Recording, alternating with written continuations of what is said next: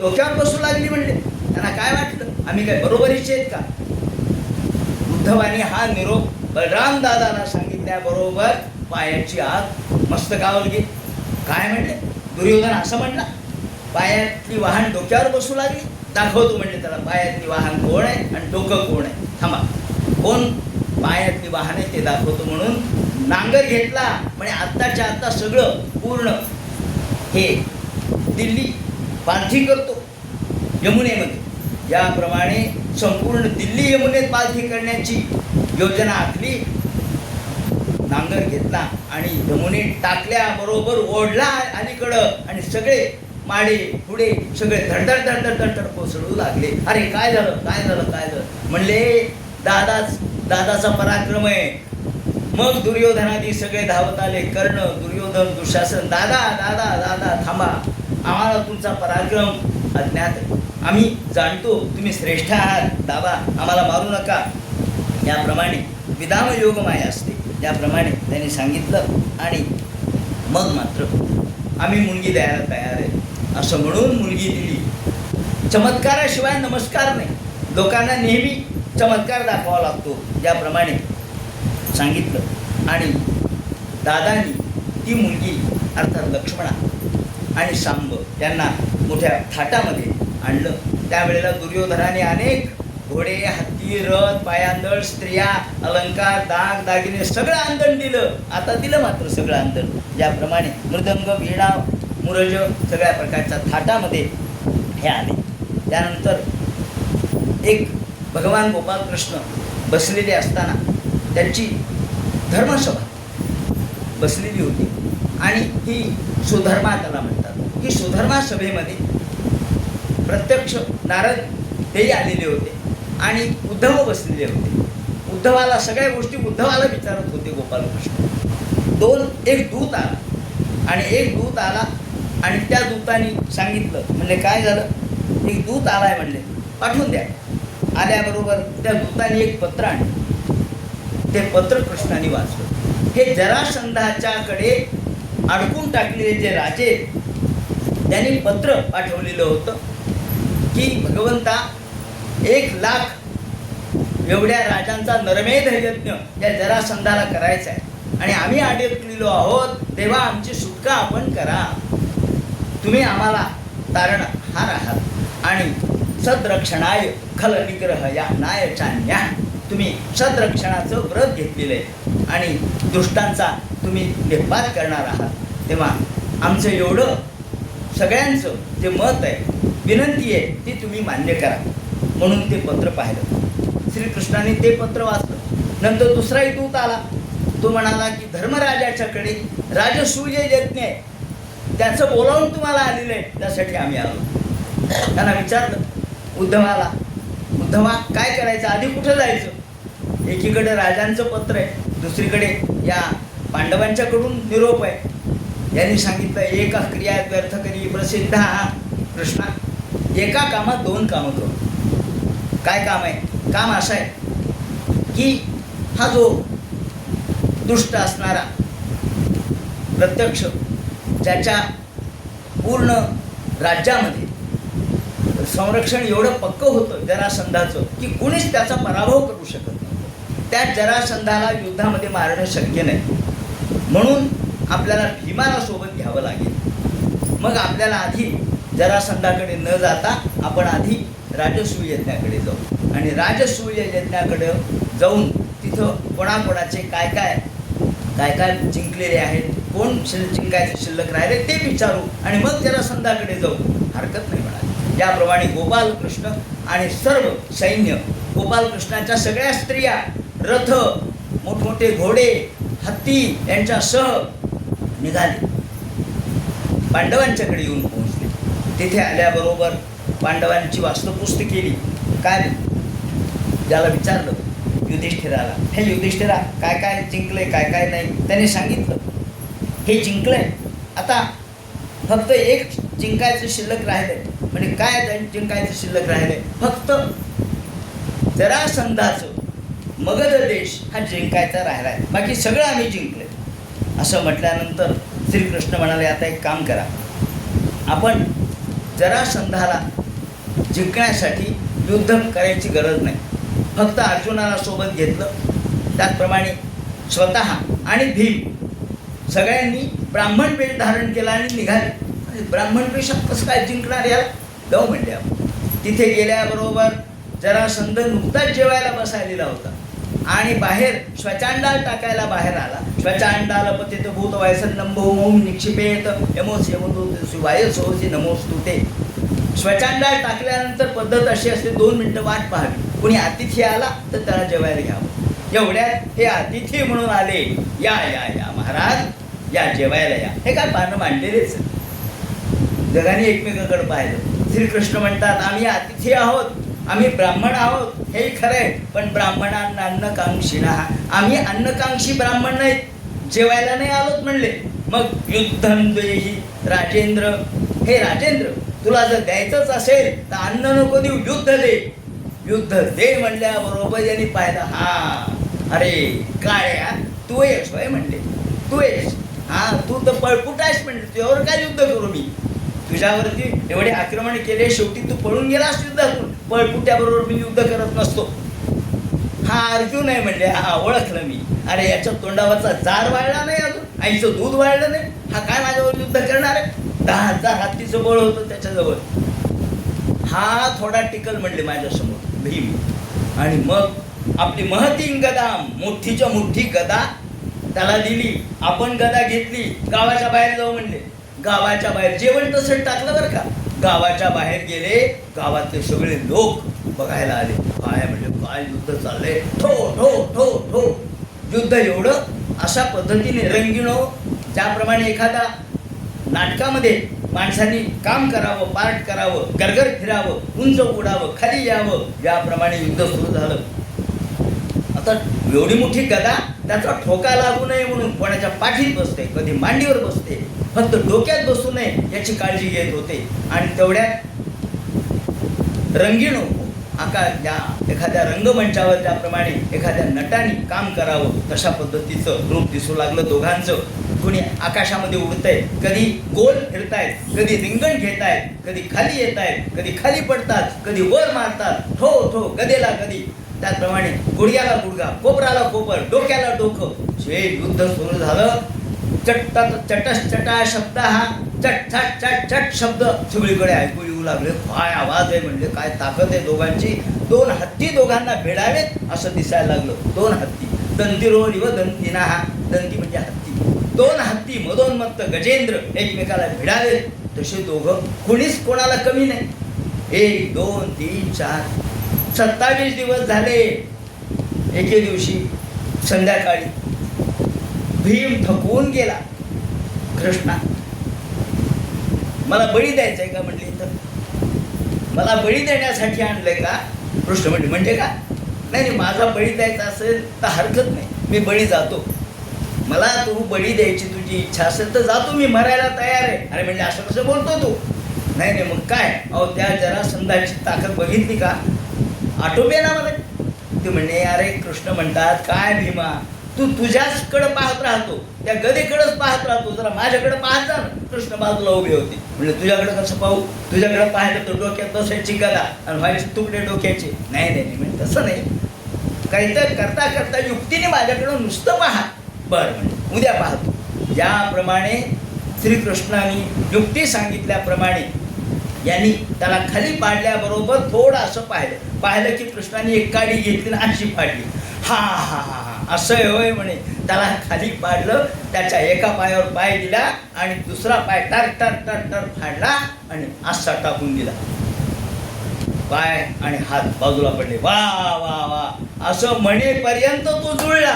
भीमा ये युद्धाला. हा मात्र आता काही खरं नाही. हा जो जरेने त्याला संधीत केलेलं होतं म्हणून त्याचं नाव जरासंध ठेवण्यात आलं. तो जुळला. पुन्हा युद्ध सुरू झालं.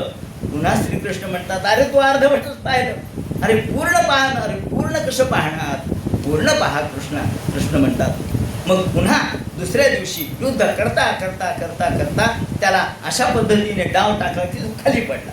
खाली पडल्याबरोबर त्याच्या कृष्णाकडे पाहिलं. कृष्णाने अशी पुन्हा काडी फाडली. एक इकडं डावी, उजवीकडं उजवी, डावीकडं टाक. हा हा हा हा हा म्हणजे डोक्यात गुडघ्यात डोकं होतं याचं, त्याला लवकर कळतच नव्हतं. हा खूप ताकद होती पण बुद्धी जरा थोडी कमी होती. त्याप्रमाणे दुसऱ्या दिवशी ती केल्याबरोबर उजवा बाजू डावीकडून डावी बाजू उजवीकडे टाकली. पुन्हा बघितलं जुळतोय का, नाही जुळाला, आणि जे पुष्पवर्षाव झाला. सगळीकडे भीमाचा पराक्रम सगळ्या लोकांनी पाहिला.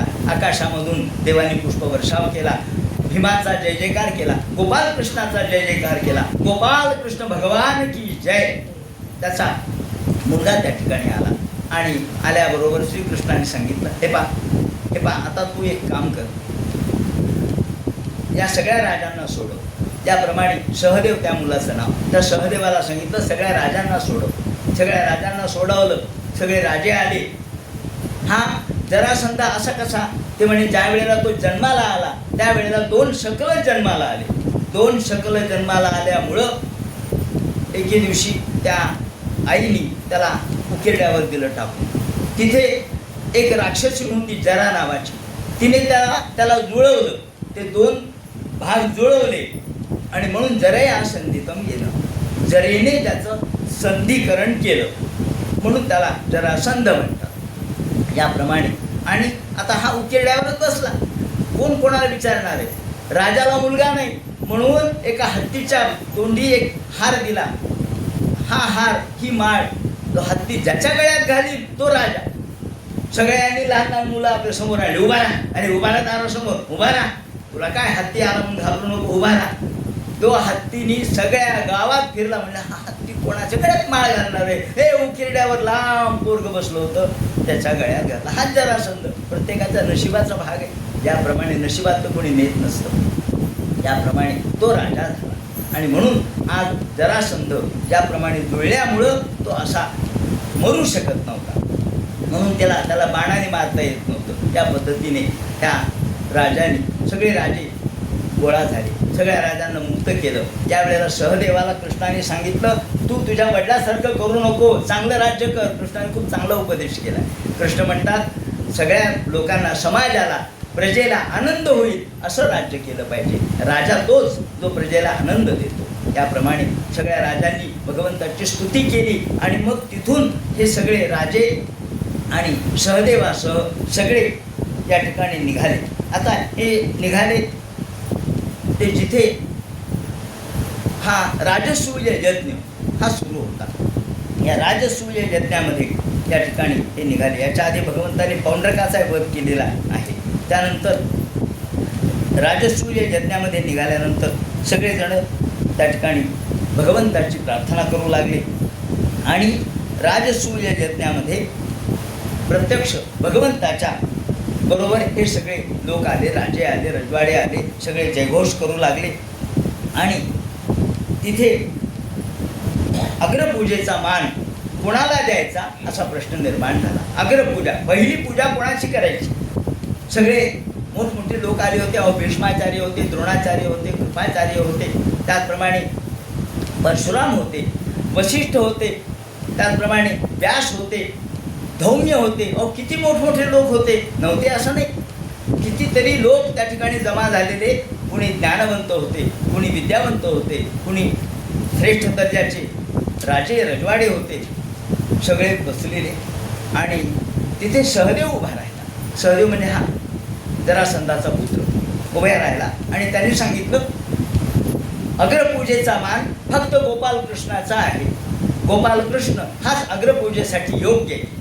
म्हणून त्यांनी कृष्णाची स्तुती करायला सुरुवात केली आणि अग्रपूजेचा मान कृष्णाचा कसा आहे म्हणून त्यांनी सांगितलं.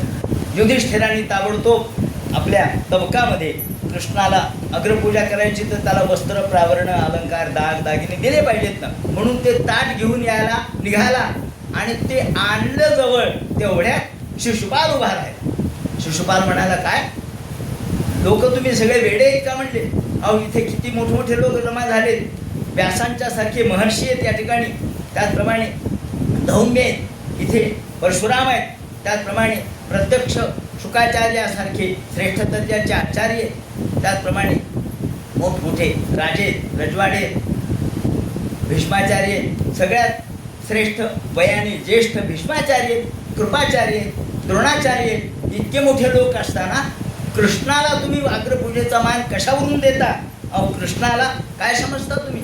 हा कोणी म्हणते नंदाचा, कोणी म्हणते यशोदेचा, कोणी म्हणते नंदाचा आहे, कोणी म्हणतात यशोदेचा आहे. त्याच्या आईबापाचा पत्ता नाही. सांगा बरं म्हणे याचा आईबाप कोण आहे? ज्याच्या आईबापाचा पत्ता नाही त्याला तुम्ही मान देता? हा गुणही नाही. त्याला काय गुण आहे त्याच्याजवळ? कर्मभ्रष्ट आहे. हा गोपाळ आहे. नुसत्या गाईंच्या मागं जायला सांगा, याला गुराच्या मागं जायला सांगा. गुरं आणि गाई सांभाळणारा आहे. हा धर्महीन आहे, बहिष्कृत आहे, सगळ्यापासून पळून तर गेला. अहो, सगळ्यात युद्धातून पळाला.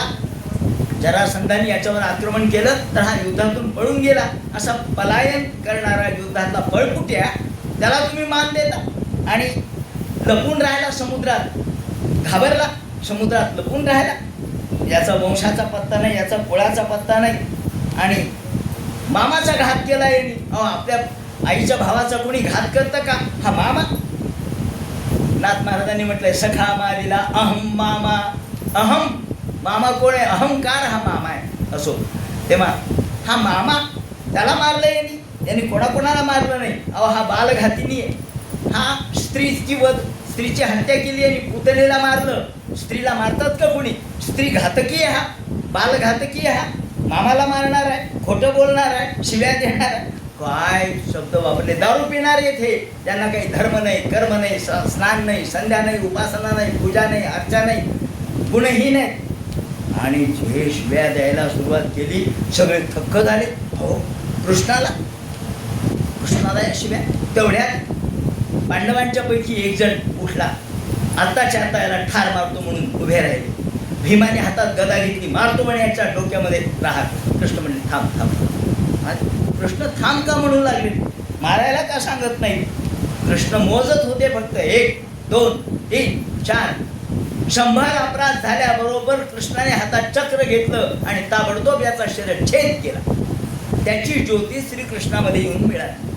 आणि म्हणून मग युधिष्ठिराने प्रश्न विचारला, असं का झालं? मग याचं उत्तर त्यांनी त्या हिरण्यकशिपूच्या कथानकातून दिलं नारदाने. त्याप्रमाणे याची ज्योती मिळाली. मग ज्योती का मिळाली? त्यांनी सांगितलं यांनी द्वेष केला. यांनी एवढा मत्सर केला, एवढा द्वेष केला की हा भगवंताशी तादात्म्य पावला. म्हणून भयात कंसा.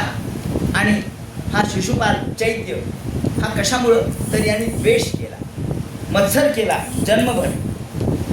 मग कृष्णाने हे 101 अपराध का होऊ दिले? त्याचं कारण त्यांनी सांगितलंय. हा श्रुतकीर्तीचा मुलगा, याच्या आत्याचा मुलगा. एके दिवशी काय झालं? हा मुलगा जन्माला आल्याबरोबर तिथे त्याला 3 डोळे आले. 3 डोळे पाहिल्याबरोबर हे म्हणले, अरे त्याला 3 डोळे. याची आई म्हणली 3 डोळे कसे काय हो? म्हणले महादेवाला असतात म्हणले त्रिनेत्र, पण याला हे बरं दिसतं ना कपाळावर एक डोळा. नारद तेवढ्यात आले. नारद म्हणले ज्याच्या मांडीवर तू देशील आणि डोळा जाईल त्याच्या हातून याचा मृत्यू आहे. ती प्रत्येक जण आली की मांडीवर द्यायची, आली की मांडीवर द्यायची. गोपालकृष्ण म्हणले, अगं आत्या तुला मुलगा झालाय म्हणे, बघू दे. कृष्णाने मांडीवर घेतलं की डोळा गायब. कृष्णा त्याला मारू नको. कृष्ण म्हणले म्हणजे काय? मी मांडीवर घेतलं की मारणार आहे का मी त्याला? अगं मी काय राक्षस आहे? नाही नाही म्हणे, तसं नाही, मला नारदाने असं सांगितलं. कृष्णाने सांगितलं, हे पा मी तुला असं वचन नाही देणार, मी याला मारणार नाही. तू माझे अपराध करायला सांगू नकोस. ही आईवर जबाबदारी बरं का. आईवर जबाबदारी फार मोठी आहे. कोणती? मुलाला योग्य संस्कार दिले पाहिजेत. तो जर संस्कारहीन झाला तर त्याला कोणीच वाचू शकत नाही. म्हणून आईवर जबाबदारी, तुझ्यावर जबाबदारी. मी 100 अपराध याचे स्वीकारीन, 101 अपराध मात्र त्याला मारल्याशिवाय राहणार नाही. तू सांग याला की कृष्णाचे अपराध करू नको. याप्रमाणे शिशुपालाला मारलं. शिशुपालाचे जे सोबतचे लोक होते जे घाबरले, पळाले. म्हणले चला रे चला. शिशुपालाचे समर्थक आलेलेच होते ना, तेही पळाले तिथून. आणि मग मात्र श्रीकृष्णाने यावेळेला तिथे हा मान स्वीकारला, अग्रपूजेचा मान स्वीकारला. मंगलवाद्य वाजू लागले, तोरणं लावलेले होते. युधिष्ठिराने अपभृत स्नान केलं. त्याप्रमाणे सोन्याच्या नांगराने भूमी नांगरली आणि आता योजना केली. चंद्राचे सडे टाकले, सुंदर अशा प्रकारचे वाद्य वाजू लागले, मंत्रघोष होऊ लागले. यज्ञाचा संपूर्ण यज्ञ याची पूर्ण तयारी झाली आणि लोकांना जेवणाची तयारी. कारण एवढा मोठा याग करायचा, तो लोकांची जेवणे स्वयंपाकघर कोण सांभाळतं म्हणले? म्हणजे भीम स्वयंपाकघरामध्ये भीमाचं प्रामुख्य होतं. भीम, याला भीमाला सांगितलं भीम महासनाध्यक्षो. भीमा तुम्ही स्वयंपाक सांभाळायचा सगळा, लोकांना कमी पडता कामा नाही. नाही म्हणले, बरोबर सगळं व्यवस्थित करतो मी. म्हणून भीम बल्लव हा भीम होता. याप्रमाणे त्यांनी महान असा अध्यक्षो, त्यांनी स्वयंपाकघर सांभाळावं. त्यानंतर धनाध्यक्षो सुयोधना, हा कोश कुणी सांभाळावा? कृष्ण म्हणले दुर्योधनाकडे द्या. भीम म्हणले काय कृष्णा तुम्ही कसे? तो म्हणले अहो मी एवढे लोकांचे पराक्रम करून आम्ही धन आणलं, लोकांच्याकडून पैसा गोळा केला, म्हणजे लोकांकडून वर्गण्या केल्या, पैसा गोळा केला, एवढं सगळं खजिना भरला, आणि तुम्ही कोणाच्या हातात दिला? चोराच्या हातात. किल्ले दिले का? कृष्ण म्हणले माझं बरोबर आहे. म्हणले कसं काय? पहा म्हणले तू मोज. म्हणले रात्री भीमाला सांगितलं तुझ्याजवळ किती सोनं नाणं हिरे अलंकार दाग दागिने पैसे अडके सगळं मोज. म्हणले हिशेब करून टाक. म्हणजे बरं. त्याने सगळ्याचा हिशोब केला, किती जवळ आपलं काय काय आहे. आता दुसऱ्या दिवशी पहा म्हणजे याला काय वाटलं दुर्योधनाला, की यांना संपूर्ण यांच्या यज्ञामध्ये कमी पडलं पाहिजे, पैसा नाही पैसा नाही पैसा नाही असं झालं पाहिजे. म्हणून हा भराभर लोकांना देऊन टाकायचा, वाटप करायचा, दक्षिणा द्यायचा, दान द्यायचा. जेवढा हा दान द्यायचा त्याच्या दुप्पट त्या खजिन्यामध्ये येऊन पडायचं. दुसऱ्या दिवशी पहा म्हणले किती, त्यांनी मोजलं. दुसऱ्या दिवशी दुप्पट. ते म्हणले म्हणूनच, कारण त्याच्या हातावर मच्छ होता. श्रीकृष्णाला सगळ्या बारीक खोडी माहीत होत्या, त्याला मच्छ होता. आणि मच्छाची वैशिष्ट्य असं होतं की जो कधी त्याचे दुप्पट यायचं. त्याप्रमाणे हा धनाध्यक्षो सुयोधना. त्याचप्रमाणे कर्णाला दानाला बसवलेलं होतं, दान देण्याचं काम कर्णाचं. कर्णो महादान दाने महामना. कर्णाला दान देण्याचं काम. गुरु शुश्रूषणे जिष्णू. अर्जुनाने काय करावं? गुरुची सेवा करावी, गुरुचा सत्कार करावा. आणि कृष्ण पादावने जने, कृष्णाने सगळ्यांचे पाय धुवावेत आणि द्रौपदीनं उष्टे काढावेत. उष्ट काढण्याचं काम द्रौपदीचं, कारण उष्ट काढणाऱ्याला जेवढं फळ मिळतं, पुण्य मिळतं, तेवढं तूप वाढणाऱ्यालाही मिळत नाही.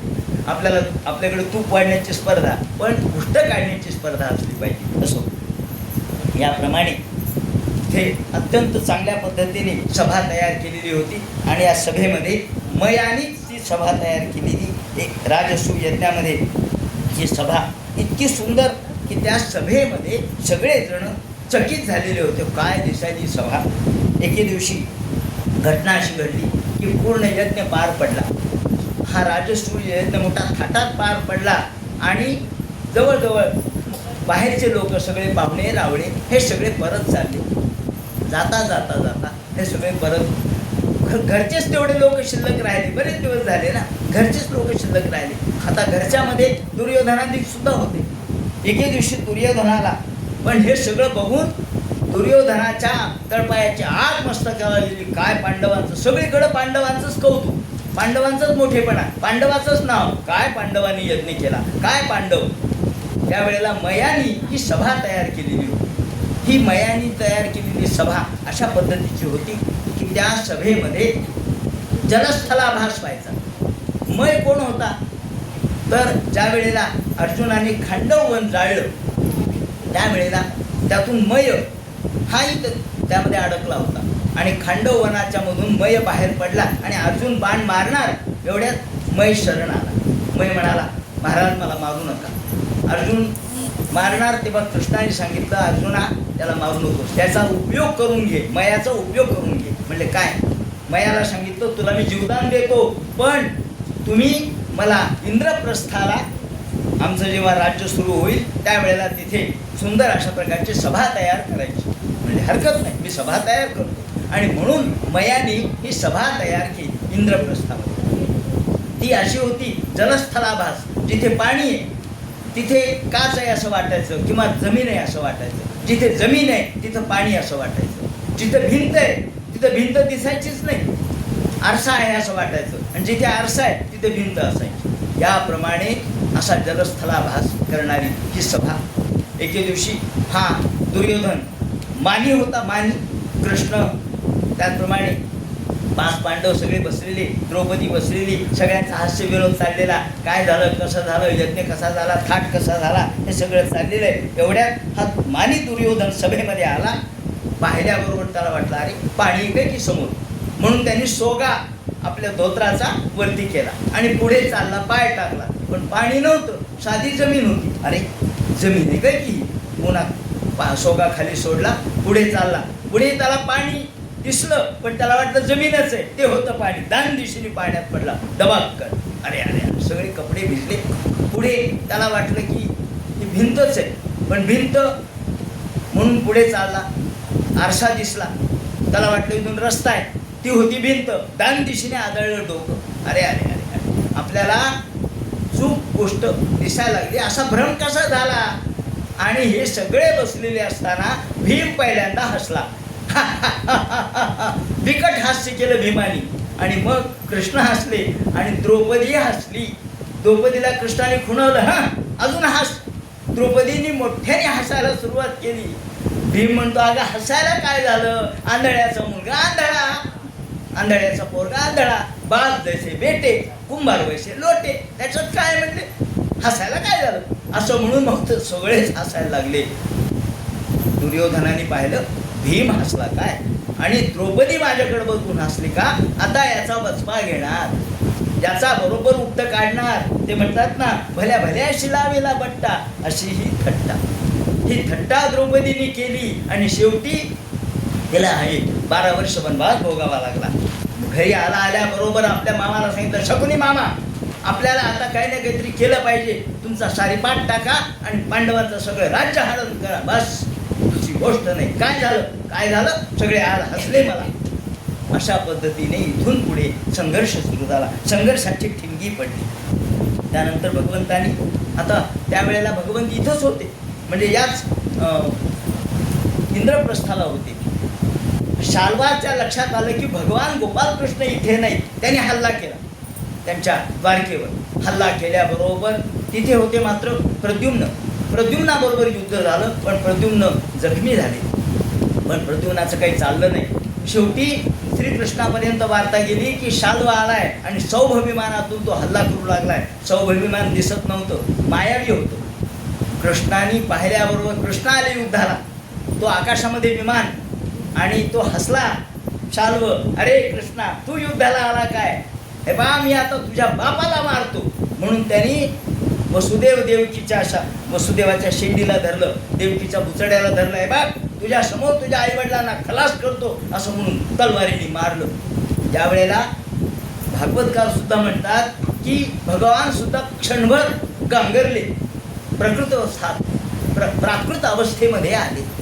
अरे, आणि मग म्हणले बलराम दादा वसुदेव देवकीचं रक्षण करताना असताना बलराम दादाला हरवून कोणी येऊ शकतं का? आणि म्हणले अरे अरे ही माया आहे. मग लक्षात आलं ही माया. क्षणभर देवाला सुद्धा कधी कधी विसर पडतो. याप्रमाणे भगवंतानी त्यावेळेला सुदर्शन चक्राने त्याला ठार केलं. त्यानंतर श्रीकृष्णांच्या या संदर्भात त्याने असं सांगितलंय की जेव्हा कृष्णाने वेगवेगळ्या पराक्रम केले आणि वेगवेगळ्या ठिकाणी श्रीकृष्णाच्या सभेचं त्यांच्या नावाचं सगळीकडं कौतुक होत असताना, त्यांच्या संसाराचंही कौतुक होत असताना, यावेळेला एके दिवशी नारदाला असं वाटलं की अरे, नारद म्हणले कृष्णा, म्हणले कुणीकडे आले? नारदा, अहो म्हणले तुमचा संसार बघायचा आहे मला. मग तुम्ही 16,108 स्त्रियाबरोबर संसार करता, कसा करता हो? म्हणले कसा करता? नाही नाही तुम्ही करता संसार, पण आमच्या इकडे काही लक्ष द्या ना. म्हणजे काय झालं? आमच्या भक्ताची अवस्था, आम्हाला खायला प्यायला घालायला.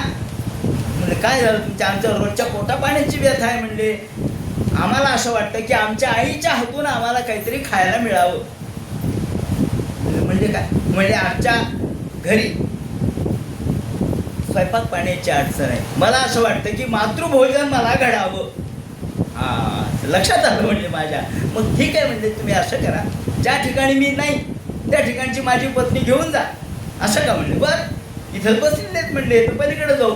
पलीकडच्या महालात गेल्याबरोबर तिथे गोपालकृष्ण, या या या नारदा. नारद म्हणले नाही मी आता येत नाही, मला घाई आहे, मी पलीकडच्या महालात जातो. त्याच्या पलीकडच्या महालात गेले. तिथे श्रीकृष्णाची तयारी चालली होती. कुणीकडे निघाले म्हणजे काही नाही, कुस्तीचा कार्यक्रम आहे, तिथे निघालो. त्याच्या पलीकडे गेले, तिथे पोहाण्याची तयारी चाललेली होती. त्याच्या पलीकडे गेले, तिथे मुंजीची तयारी चालली होती. या नारदा, या या या नातवाची मुंज आहे, एखादा या ठिकाणी मंगलाष्टक म्हणा, काय म्हणले. त्याच्या पलीकडे गेले, मुलीच्या लग्नाची तयारी चालली, बोलणे चालले होते, मुलीचं लग्न ठरलं होतं. त्याच्या पलीकडे गेले तर जेवणाची तयारी, ब्राह्मण भोजन, या नारदा जेवायला या. ते म्हणले, नारद म्हणले नाही नाही नाही, आता नंतर येईल. कुठे युद्धाची तयारी, कुठे बोलणं चाललंय, कुठे मुंजीची तयारी, कुठे ब्रह्म शांत डोळे झाकून बसलेले आहेत, कुठे देवपूजा करू लागलेले आहेत. नारद म्हणतात, कृष्णा तुमचे देव कोणते? प्रल्हाद, नारद, पराशर, पुंडरीक, व्यासांबरी, शुक, शौनक, भीष्म, दाल्भ्या, रुक्मांगद, अर्जुन, वसिष्ठ, विभीषणादीन पुण्यानी मान परम भागवतां स्मरामी. हे काय नारदा, तुमची मूर्ती आहे आमच्या समोर, माझी पूजा तुम्ही करता. हो म्हणले, मग मला एखादी बायको मिळून द्या ना. म्हणले, मी जिथे नाही तिथे घेऊन जा. आणि नारद सगळ्या ठिकाणी फिरले. कुठे युद्धाची खलबत चालली आहे, कुठे पूजा अर्चा चालली आहे, कुठे तपश्चर्या चालली आहे, कुठे ऋषीबरोबर गप्पा चालल्यात, कुठे पोहण्याची तयारी आहे, कुठे भगवत चर्चा चालू आहे, तत्वज्ञानाची चर्चा चालू आहे, कुठे बलराम दादा बरोबर बोलणं चालू आहे. अरे अरे अरे अरे अरे पायाचे तुकडे पडले. नारद गर गर गर गर 16,108 ठिकाणी जाऊन आले. आणि मग म्हणले, कृष्णा अलौकिक. मला असं वाटलं की आता इथं तुम्ही बसलात पलीकडचे, तिथं नाही, जिथे जावं तिथे तुम्ही कुठेच कमी नाही. त्याप्रमाणे तुमची कीर्ती आगाध आहे. याप्रमाणे नारदाला भगवंतानी आपलं स्वतःचं स्वरूप दर्शन घडवलं. यानंतर या भगवंताच्या अलौकिकत्वाची ख्याती सगळीकडे पसरलेलीच होती. आणि नंतर दंतवक्त्राला मारलं, बलरामदादांनी गोकुळाला भेट दिली, त्यानंतर विविध वानराला मारलं. त्याचप्रमाणे पुढे सांबाचा विवाह बलरामदादांनी घडून आणला. याप्रमाणे हे सगळं सांगितल्यावर एकदा श्रीकृष्ण अर्जुन यांच्या अलौकिक कथा सगळे लोक कसे गात होते याचं वर्णन त्यांनी केलेलं आहे. की भगवंतांनी आपल्या आईवडिलांना एकदा त्यांनी प्रार्थना केली की तू सगळ्यांची मुलं गुरुला त्यांचे पुत्र आणून दिले असं आम्ही ऐकलं. मग देवकी म्हणते, माझे गेलेले पुत्र मला आणून दे ना. मग श्रीकृष्णाने बळीपर्यंत जाऊन हे पुत्र आणून दिले. हे 6 जे होते ते हिरण्यकशिपूचे पुत्र म्हणून जन्माला आले होते. एकदा ते ब्रह्मलोकात असताना ते हसले आणि त्यामुळं ब्रह्मदेवांनी त्यांना राक्षस कुळात जन्माला या म्हणून सांगितलं. आणि हिरण्यकशिपूच्या पोटी हे 6 वसू जन्माला आले आणि आता देवकीच्या पोटी आले. आणि नंतर ते आल्यानंतर श्रीकृष्णाने त्यांना आणलं खरं, पण ते थांबले नाही, ते निघून गेले. त्याप्रमाणे वसुदेवानी मग यज्ञोत्सव केला. आता या ठिकाणी श्रीकृष्णाच्या कथेमध्ये महत्त्वाचा एक भाग राहिला, तो म्हणजे प्रत्यक्ष भक्ताचं चरित्र काय असतं, भक्त कशा पद्धतीने वागतो आणि कसा तो तल्लीन असतो भगवंताच्या नामामध्ये. तो कसाही असला तरी तो भगवंताचं नामस्मरण सोडत नाही. कृष्ण कृष्ण जय कृष्ण कृष्ण जय कृष्ण असं म्हणून सुदामा भगवंताचा सखा मित्र दरिद्री होता, पण कृष्णाच्या नावामध्ये तल्लीन होता. नास्तीच संतुष्टा, त्याची पत्नी दरिद्री होती पण भगवंताच्या नामामध्ये तल्लीन होती. कृष्ण कृष्ण कृष्ण तो दररोज म्हणत असे. एके दिवशी श्रीकृष्णाचं नाव घेत असताना त्याची पत्नी म्हणाली, का हो तुम्ही नेहमी कृष्ण कृष्ण कृष्ण म्हणता, कोण आहे हा कृष्ण? तो द्वारकेचा राजा का? आणि तो एवढा द्वारकेचा राजा श्रीमंत, तो तुम्हाला ओळखत तरी असेल का? नाही नाही, वा वा, असं कसं म्हणे, माझा मित्र आहे तो, आम्ही सांदीपनी गुरुच्या आश्रमात एकत्र राहिलो, तो मला ओळखणार नाही असं कसं होईल? मग तुम्ही त्याच्याकडे जा. कशाला जा? त्याच्याकडून काहीतरी मागा. नाही, मी नाही मागणार, त्याच्याकडून काहीतरी मागावा, आपण एवढे दरिद्री आहेत, तो तुम्ही मागितल्यानंतर देणार नाही असं नाही. अहो देईल म्हणे तो, पण मी मागणार नाही. नाही पण तुम्ही जाच केला, जाच जाच जाच असा जाच केला. तो म्हणला नाही जातो, तू एक गोष्ट चांगली सांगते जायला, पण मी मागणार नाही, मी जाईल, हरकत नाही, पण नुसतं जायचं नाही, काहीतरी घेऊन जावं लागतं. राजानं देव मंदिरम रिक्त हस्तर न गच्छेत. रिकाम्या हाताने जाऊ नये. राजाकडे जायचं असलं, देवाकडे जायचं असलं, मंदिरात जायचं असलं, ब्राह्मणाला नमस्कार करायचा असलं, रिक्त हाताने करू नये. मग काय म्हणले माझ्याजवळ, गेली शेजारी, शेजारी गेल्याबरोबर शेजारीने नापरती केलं, आल्या म्हणे काहीतरी मागायला. ती म्हणली हो आता आले, पुन्हा येणार नाही, पुन्हा येणार नाही, पुन्हा काय तुम्हाला लक्ष्मी प्रसन्न होणार आहे का म्हणे. ते काही असो पुन्हा नाही येणार म्हणे, एकदाच आली. आता तिथे ती साडी कांडत होती ती बाई, काय पाहिजे म्हणले द्या ना काहीतरी. तिने भुसकट घेतलं साडीचं वरचं आणि ते दिलं. पृथक तंडुलम शब्द वापरलाय. तुकडे त्या साडीच्या पासून जे तुकडे तुकडे तुकडे झाले होते तांदळाचे, ते तुकडे घेतले आणि ते तुकडे म्हणजे बांधायला मीच द्यायचं का म्हणले. बांधायला काय आणलं नाही का. आता या ठिकाणी आमच्याकडे काय मिळणार नाही म्हणले तुम्हाला का. अहो म्हणले बंदी आहे त्या सगळ्या बॅगीवर, कॅरी बॅगवर बंदी आहे. म्हणजे कॅरी बॅग नको मला, एखादं फडकं द्या. ते फडकं घेतलं, त्याला पुरचुंडी बांधली, कशी तरी काळी मिचकूट असलेली पुरचुंडी घेतली, ते दिली पतिराजाकडं. आणि यांनी कृष्ण कृष्ण जय कृष्ण कृष्ण जय कृष्ण म्हणून निघाले. निघता निघता निघता द्वारकेला निघायचे. सुदाम देव आपल्या नगरीतून निघाले आणि द्वारकेला जायचे. याप्रमाणे की वाटेत तरकोल मुक्काम करत करत करत करत हे निघाले. द्वारका जशी जशी जशी जवळ येऊन आलेली पाहतायत, चमचम चमचम चमचम द्वारका चमकू लागली. कशी 1,15,00,000 सोनेरी पताका जैसी बिजली चमकी. त्याप्रमाणे 1,15,00,000 असणाऱ्या सोनेरी पताकाप्रमाणे ही बिजली चमकू लागली. जशा चमचम चमचम चमचम अशा प्रकारच्या या सोन्याच्या प्रकाशाने उजळून निघालेली सगळी द्वारका पाहिली. वा वा म्हणजे काय द्वारका. नुसतं थक्क झाला. आतमध्ये गेला. आतमध्ये गेल्यानंतर तिथे ब्राह्मणाला कुणीच मज्जाव करत नव्हतं. गळ्यामध्ये जानबं पाहायची जाऊ द्यायची. आतमध्ये गेले. त्याच्या आतमध्ये गेले. पुढे तिथे विचारलं म्हणजे कृष्ण कुठे आहे. तो म्हणजे कृष्ण, तुम्हाला कोणते कृष्ण पाहिजे. म्हणजे किती कृष्ण आहेत. अहो 16,108 कृष्ण आहेत.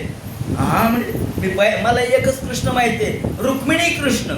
असं का म्हणते. ठीक आहे, तुम्ही आता इकडं तिकडं पाहूच नका म्हणले, जे सरळ जा हा रस्ता, एष निष्कंटक पंथा, हा निष्कंटक मार्ग आहे. तो जो सरळ जातो तो भगवंतापर्यंतच जातो. दुसरीकडे वाकडा तिकडे जाणारा मार्ग नाही आहे हा.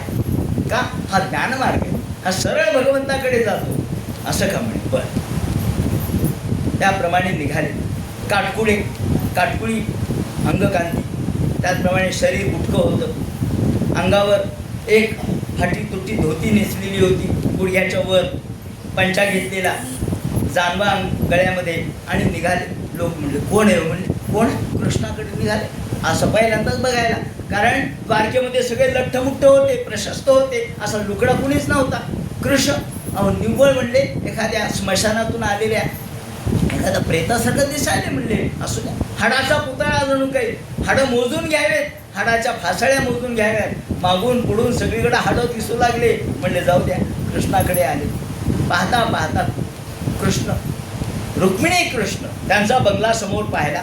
महाल पाहिल्याबरोबर कृष्ण बसले होते गप्पा मारीत. आपल्या सगळ्या स्त्रियांच्या सहवर्तमान गप्पा मारत बसले होते. त्यांनी पाहिलं आणि पाहिल्याबरोबर श्रीकृष्णाने पाहता क्षणीच एकदम ओळखलं. अरे आपला मित्र सुदामा आलाय. कृष्णाने तिथून उडीच मारली. अक्षरशः ज्या ठिकाणी बसले होते आसनावर तिथून उडी मारली. पायऱ्यात खाली उतरले आणि म्हणाले अरे अरे सुदाम्या सुदाम्या सुदाम्या. मिठी मारली.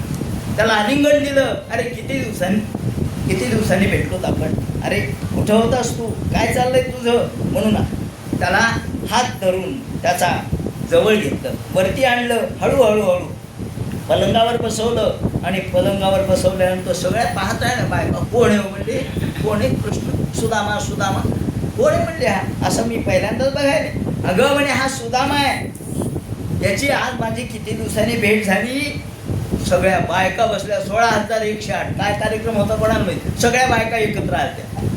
म्हणजे कृष्णा एक विचारू का, म्हणजे काय हे सैन्य, म्हणजे सैन्य नाहीये.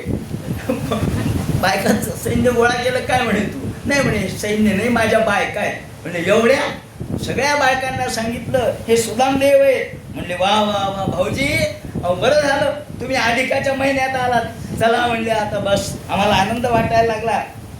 आणि भगवान हसू लागले त्याच्याकडे बघून. सुदामजी को देखत श्याम हसे, सुदामजी को देखत श्याम हसे, फाटी तुटी धोती दुबली शिकाया, लेकर दोन पसे, सुदामजी को देखत श्याम हसे. हसू लागले. आणि मग सगळ्या बायका म्हणाल्या आम्ही नमस्कार करतो आहोत. बरं म्हणते नमस्कार करा. आधी रुक्मिणी देवी आल्या. ही माझी पट्टराणी रुक्मिणी. असं का नमस्कार. मग पूर्ण आशीर्वाद दिला. अष्टपुत्रा सौभाग्यवती पुत्रवती भव. दुसरी आली सत्यभामा. ही सत्यभामा. अष्टपुत्रा सौभाग्यवती पुत्रवती भव. तिसरी आली. चौथी आली. पाचवी आली. अष्टपुत्रा सौभाग्यवती पुत्रवती भव. 8, 10, 15 झाल्या. म्हणजे अष्ट नको, फार कष्ट पडायले. मग पुत्रवती पुत्रवती भव, पुत्रवती भव. सौभाग्य नको म्हणले, भाग्यवती भव, भाग्यवती भव. मग 100, 200, 500. कृष्णा किती आहे. कृष्ण म्हणले 16,100. मग आता म्हणले कमी करतो आशीर्वाद माझा. भवती भवतीनं भवती झाली. फक्त एक आशीर्वाद म्हणजे बस, नुसता आशीर्वाद द्या. लांबून सगळ्यांना पावला. अशा पद्धतीने भवतीनं भवती झाली. आता गवती गवती भव, गवती भव म्हणता म्हणता भवतीनं भवती तोंडाला फेस आला. म्हणले याला पाणी द्या, पाणी. मरण म्हणले इथं हे याला ऊर्ध्वश्वास होईल काही सांगता येत नाही. याप्रमाणे मग सगळ्यांनी म्हणले आता बरं झालं भाऊजी आले तुम्ही. आता हा अधिकाचा महिना आहे आणि आम्ही अनारसे केलेले आहेत, त्याप्रमाणे धोंडे केलेले आहेत. आता धोंड्याचं वाणही द्यायचं आहे, तुम्हाला स्नान घालायचं आहे. ज्याप्रमाणे म्हणजे स्नान घाला, पण सगळ्यांनी तांबे तांबे नाही घालायचे, शैक्य होईल. इथं मरण म्हणजे माझी समाधी बांधावं लागेल. त्याला तेल लावलं, स्नान घातलं, त्याप्रमाणे पाणी घातलं गरम गरम. आणि मग गप्पा मारत बसले श्रीकृष्ण. त्यांना वस्त्र दिले नेसवून नवीन. कृष्ण म्हणले हे जुनं काढून टाका, आता जुनेर तुमचं नवीन घाला. कृष्णाने नवीन अशा प्रकारचा पितांबर दिला. त्याप्रमाणे उपर्ण दिलं, उत्तरीय दिलं, ते काढून टाका म्हणले. 10 बोटात 10 मुद्या अंगठ्या दिल्या, सोन्याचे अलंकार दिले, दागदागिने दिले. आणि श्रीकृष्ण म्हणाले किती दिवस झाले ब्राह्मणाची सेवा घडली नाही, आज तुमची सेवा करतो. म्हणून श्रीकृष्णाने पायावर पाणी घातलं. त्याप्रमाणे गंध लावलं श्रीकृष्णाने. या वेळेला काय गंध, नुसतं असं गंध लावलं कृष्णाने. लोकांना दिसलं गंध लावलंय, पण कृष्णाने गंध नाही लावलं. लावता लावताच कृष्णाने त्याच्यावरच्या ज्या रेषा आहेत, ब्रह्मदेवानी जे अक्षर लिहिले होते त्या अक्षराची उलटा पालट केली. अक्षर बदलले नाही, म्हणजे अक्षरा बदलण्याचा अधिकार दुसरं कोणाचा नाही, पण उलटा पालट. मरा मरा मरा म्हणता म्हणता राम राम होत नाही का, तसं ते उलटा पालट केली. काय लिहिलेलं होतं, श्री क्षया असं लिहिलेलं होतं. भगवंतानी यक्ष श्री ही असं त्यात तेच शब्द पण बदलून टाकले. आपल्या बीडमध्ये एक कवी होते, ज्यांनी रामकृष्ण विलोम काव्य लिहिलंय, सूर्यसूरी दैवज्ञ नावाचे 36 श्लोकांचं काव्य आहे. डावीकडून उजवीकडे वाचलं तर कृष्ण परार्थ आहे, उजवीकडून डावीकडे घेतलं तर राम परार्थ आहे. तम श्री तम मुक्तिमुदार हासम, याप्रमाणे दयाश्री ही, मग श्री यादवम भव्य भतोय देवम, अशा पद्धतीने असो. त्याप्रमाणे श्रीकृष्णाने यक्षश्री ही अशा पद्धतीने अक्षर बदलली. आणि त्याच वेळेला मग कृष्ण म्हणतात आमच्या वहिनीने काहीतरी दिलं असेल, काहीतरी दिलं असेल. तो पुरचुंडी लपवायला मागं काही नाही दिलं, मागं लपवायला. कृष्ण म्हणतात नाही नाही नाही, वहिनी असं करणारच नाही, काही ना काहीतरी दिलंच असेल, बघू तुझ्याजवळ काय, असं म्हणून जे आता कृष्णाची ताकद, कृष्णाने जे हात घातला की यांनी पुरचुंडी ठेवली होती, कृष्णाने उघडली. ती पुरचुंडी उघडली आणि एकदम एक मूठ पहिल्यांदा स्वतः खाल्ली पोह्याची. एक मूठ बकना मारला, एक मारल्याबरोबर इति मुष्टीम सकृत जगद्वा, दुसरी मुष्टी घेतली आणि खायली. एवढ्यात रुक्मिणी आली, हात धरला. कृष्णा काय करतात, काय करायला?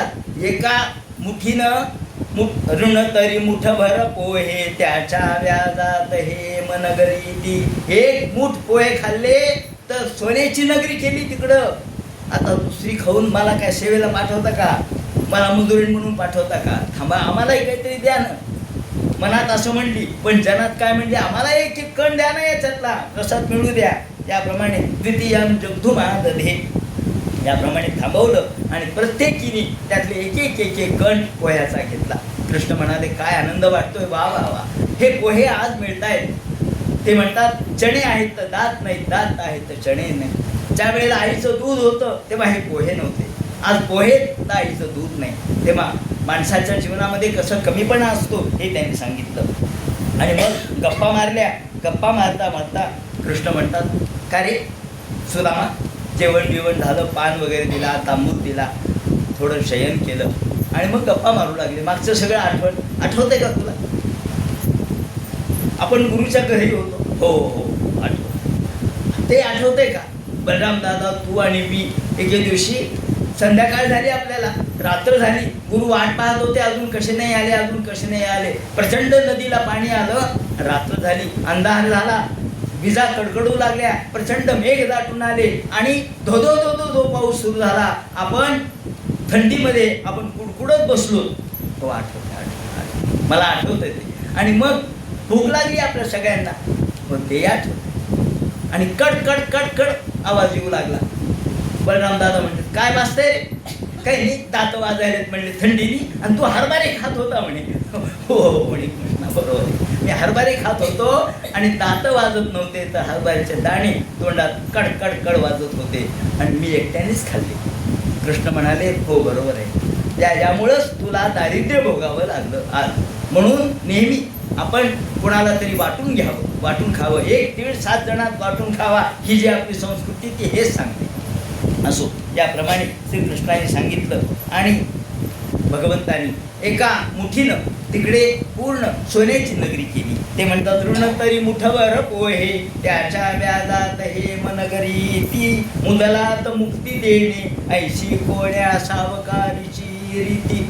मुदलामध्ये जो मुक्ती देतो आणि व्याजामध्ये संपूर्ण सोन्याची नगरी करतो.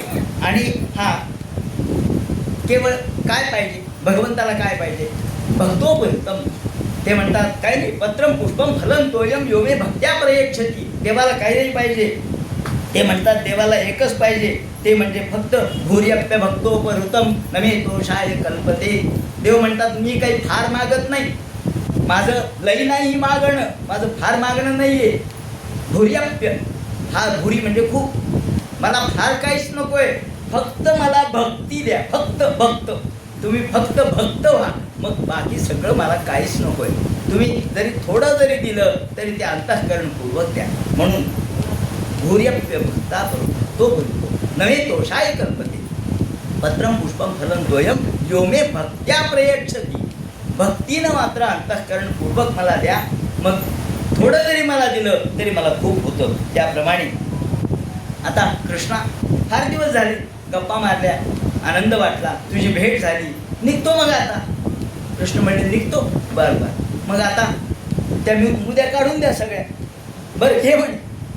परीक्षा पाहिली कृष्ण की याचं लक्ष सोन्यात आहे का, या म्हणले. सगळ्या मुद्या काढून दिल्या, अलंकार काढून दिले, दागदागिने काढून दिले, वस्त्रप्रावरण काढून दिले, जुनेर पुन्हा नेसला, आपलं उपकरण घेतलं, जुनेर नेसला, आपलं फडकं घेतलं आणि निघायला. कृष्ण म्हणाले, अरे तुझ्या अंगावर सोनं ठेवलं असतं मी, पण मार्गी चोर रे बहुत असती, मार्गी चोर रे बहुत असती. मार्गामध्ये चोर आहे आणि ही चोर धन हरण केल्याशिवाय कुणा न सोडती.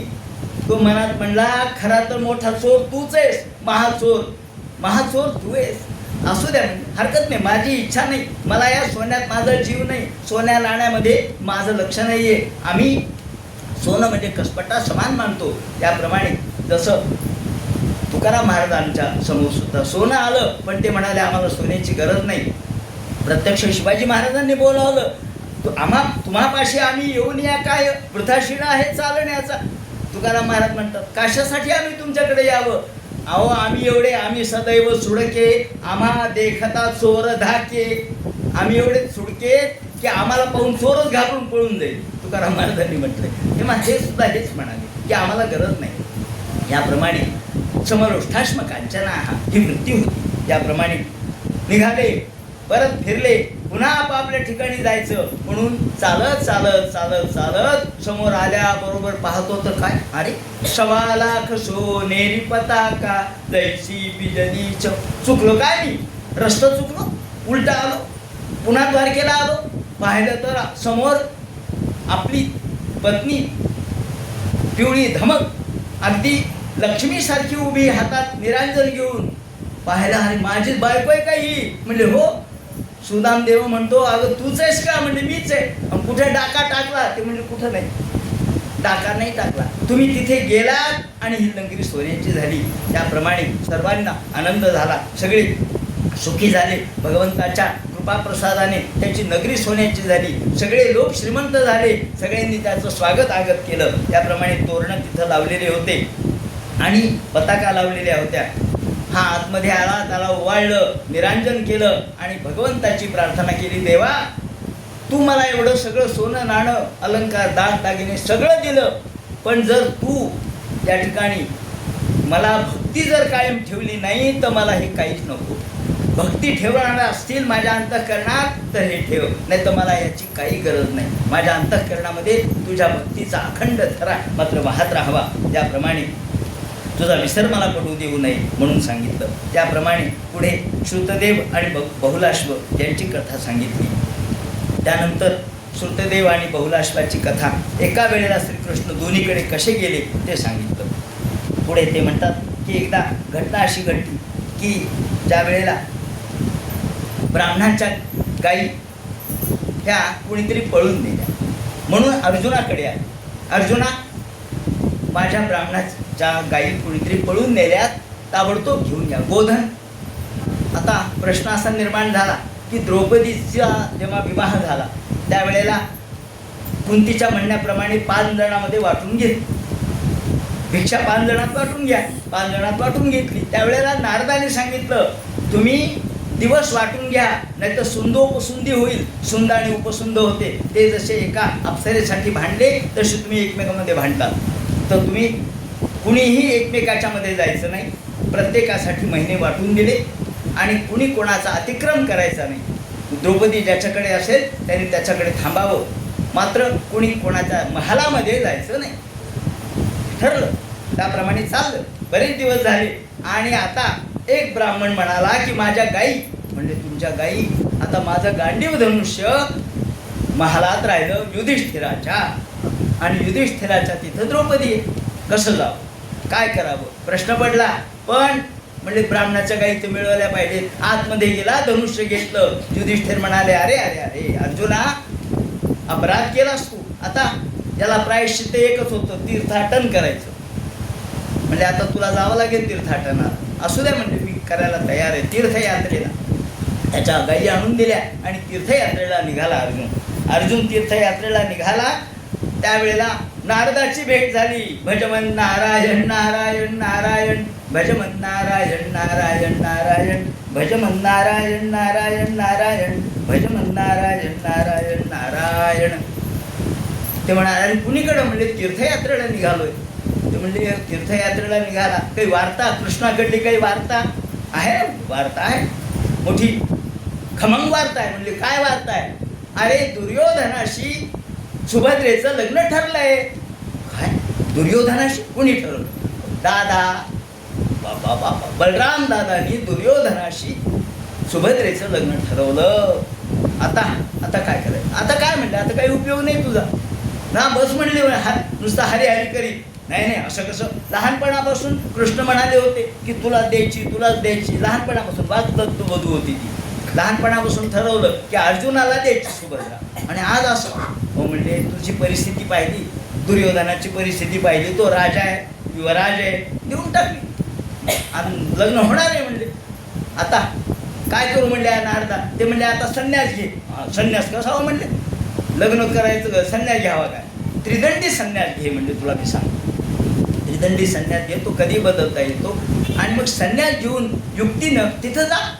ज्याप्रमाणे अर्जुन निघाला याने वर्णन असं केलंय की महाभारतामध्ये की ज्या वेळेला अर्जुन निघाला त्यावेळेला त्याचा विवाह योग होता म्हणे. विवाह योगानेच तो निघाला होता. 3 दिशेमध्ये त्याचे विवाह योग होते. म्हणजे उत्तर दिशेला उलुपीशी त्याचं लग्न झालं. पूर्व दिशा वर्ज होती कारण ती इंद्राची होती.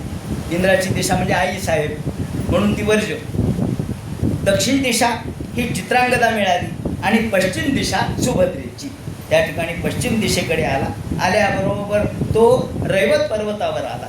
त्या ठिकाणी आल्याबरोबर त्यांनी त्रिदंडी संन्यास त्यांनी धारण केलेला होता. भस्म लावलं, कमंडलू घेतला, त्याचप्रमाणे कृष्णाजीन घेतलं, काषाय वस्त्र धारण केलं आणि खडावा धारण केल्या, माळा धारण केल्या, रुद्राक्ष माळा आणि रैवतक पर्वतावर बसला.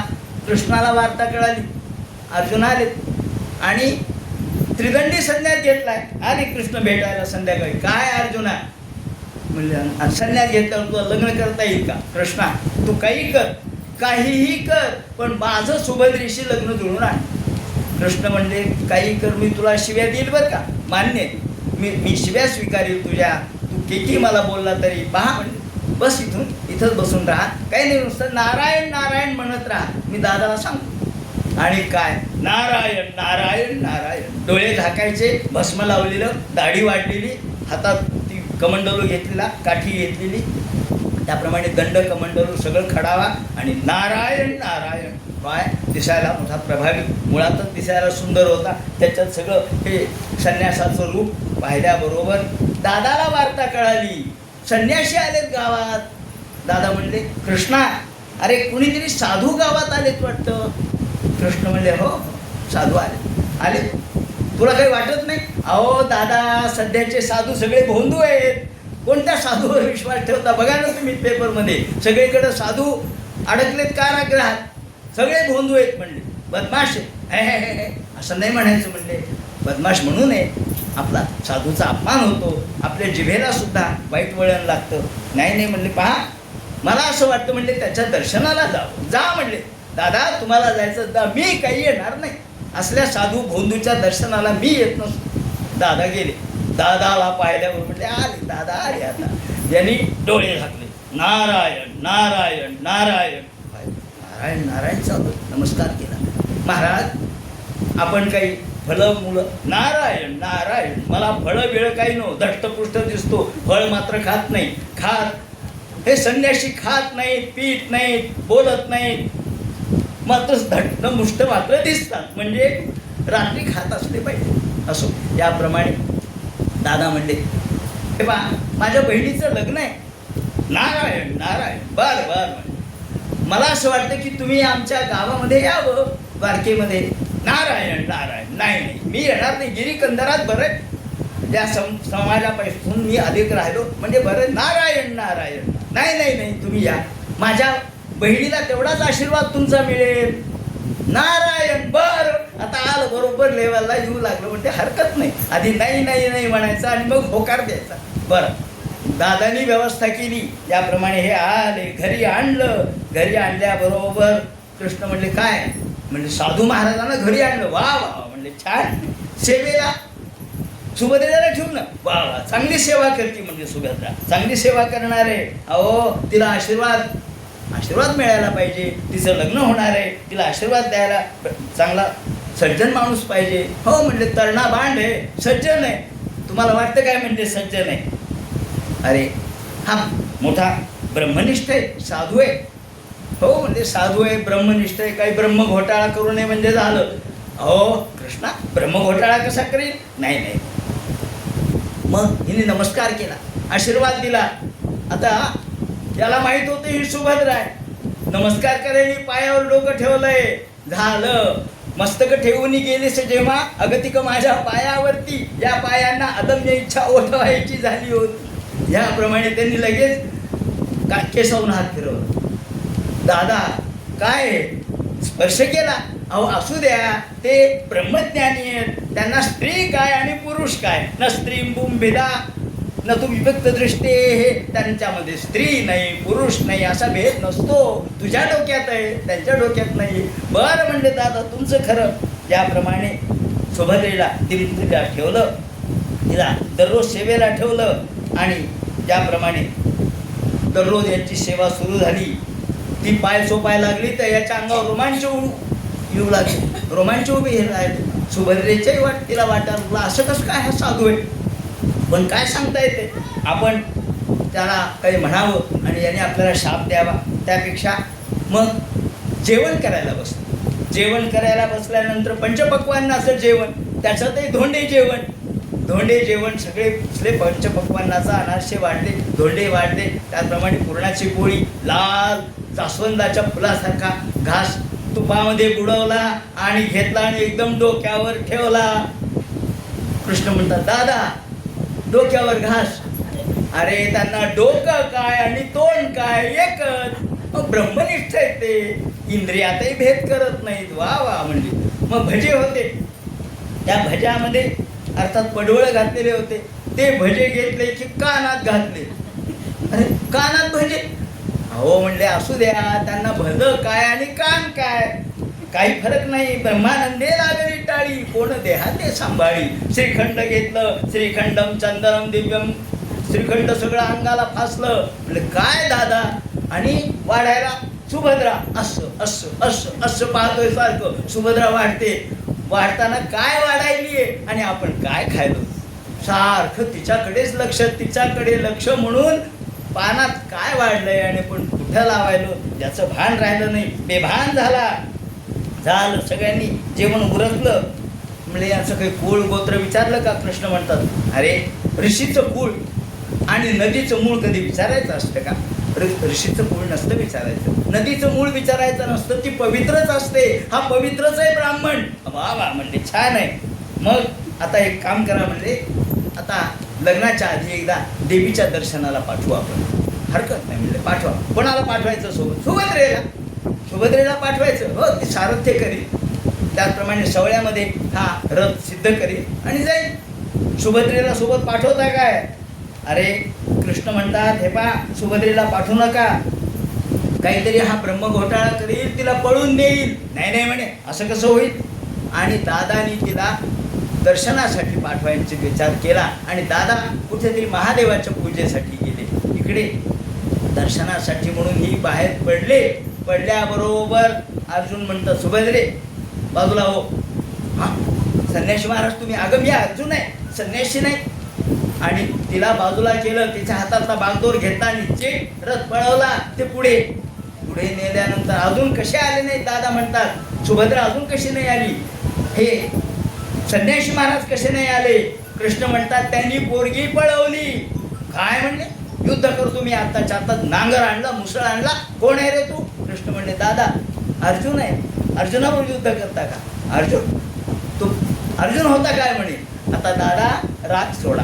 अर्जुनाला तुम्ही लहानपणी म्हणाला होता ही मुलगी देणार आहे.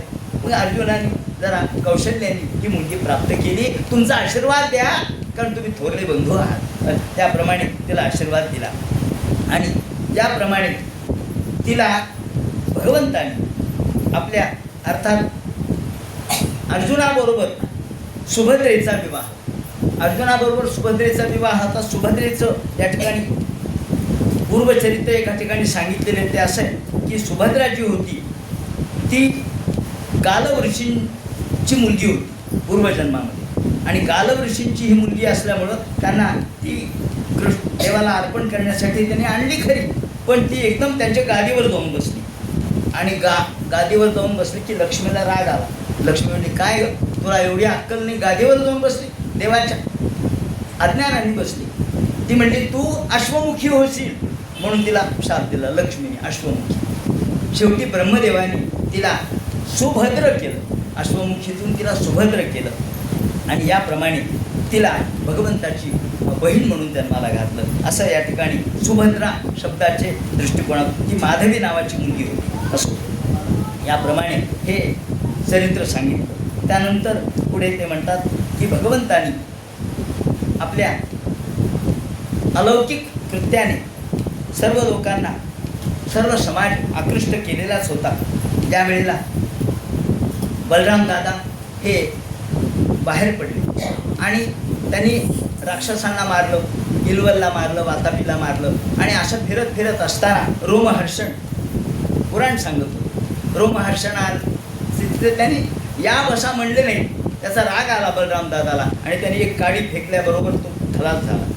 सगळे ब्राह्मण म्हटल्यावर आमचं पुराण चाललं होतं. त्यांनी सांगितलं हाच याच्यापासूनच एक पुत्र जन्माला येईल. आत्मामयी पुत्र नामासी इति वेदानुशासनम. हा मुलगा हा आणि बाप काही वेगळा नसतो. बापापासूनच मुलगा जन्माला येतो, ते त्याचंच रूप असतं. म्हणून हाच पुढे तुम्हाला पुराण सांगेल. म्हणून या ठिकाणी त्या रोमहर्षणाचा मुलगा सूत, ज्याला आपण हे उग्रश्रवा असं म्हणतो, जे सूत शौनकादिकाला सांगले ते सूत हे उग्रश्रवा यांचे पुत्र, त्यांच्यापासून ज्ञान झालं. आणि त्यांनी सांगितलं पण तुम्हाला पुराणिकाला मारल्यामुळे तुम्हाला हत्या झाली, तुम्ही तीर्थयात्रेला जा. आणि भगवान बलराम दादा तीर्थयात्रेला गेले. त्याने अनेक ठिकाणी तीर्थयात्रा केली. आणि यावेळेला तीर्थयात्रेहून आले तोपर्यंत पांडव आणि कौरवांचं युद्धही समाप्त होत झालेलं होतं. फक्त दुर्योधनाचं आणि भीमाचं युद्ध शिल्लक राहिलेलं होतं. श्रीकृष्णाची यादव संख्या त्यांनी सांगितली की श्रीकृष्णाची यादव संख्या किती हे करता येत नाही. प्रत्येकीला 10-10 मुलं आणि 1-1 मुलगी झाली. त्यांचे गुरुजी किती होते तर 3,28,00,000 गुरुजी नेमलेले होते. आणि याप्रमाणे एके दिवशी अर्जुन हे बसलेले असताना एक ब्राह्मण आला आणि ब्राह्मण म्हणाला की मला माझे मुलं मरतायत, कोणी वाचू शकलं नाही. अर्जुन म्हणला मी वाचवतो. ते म्हणले तुम्ही काय वाचवणार आहे? बलराम दादा वाचू शकले नाहीत, कृष्ण वाचू शकले नाहीत, प्रद्युम्न वाचू शकले नाहीत, तुम्ही काय वाचवणार? नाही म्हणजे मी तुमचा मुलगा वाचवील, नाही तर अग्निकाष्ठभक्षण करेन. आणि मग श्रीकृष्णांच्या युक्तीनं शेवटी अर्जुनाकडूनही त्यांचा मुलगा वाचला नाही. मग श्रीकृष्ण आणि अर्जुन हे दोघेही शेषाकडे गेले आणि तिथून हा मुलगा आणला. आणि हे सगळा बाकीचे सगळे मृत मुलं सुद्धा आणले आणि ब्राह्मणाला आनंद दिला. त्याप्रमाणे त्यांनी वर्णन केले. त्यानंतर पुढे वसुदेव आणि नारदाचा संवाद पुढे सांगणारच आहे. आणि भगवंतानी या वेळेला जे पराक्रम केले ते सांगितल्यानंतर आणखी एक महत्त्वाचा अध्याय यामध्ये आहे, तो म्हणजे वेदस्तुती. हा 87वा अध्याय खरं म्हणजे. ही वेदस्तुती म्हणजे वेद हे भगवंतापर्यंत कसे पोहोचले असा प्रश्न पहिल्यांदा विचारला परीक्षिताने, की देवापर्यंत हे वेद कसे पोहोचले ते आम्हाला सांगा. आणि भगवंत हा वेदांना कसा कळाला? वेदांनाही नाही कळला असं म्हणतो आपण, अंतपार ज्याचा असा. कारण वेद म्हणजे शब्द आहे आणि शब्द भगवंतापर्यंत कसे जातील? शब्द जड आहे. मग त्यांनी सांगितलं शब्द जरी जड असले तरी शब्दाचा जो अर्थ आहे किंवा त्याचं जे तात्पर्य आहे त्यामध्ये जहल लक्षणा, अजहल लक्षणा आणि जहल जहल लक्षणा.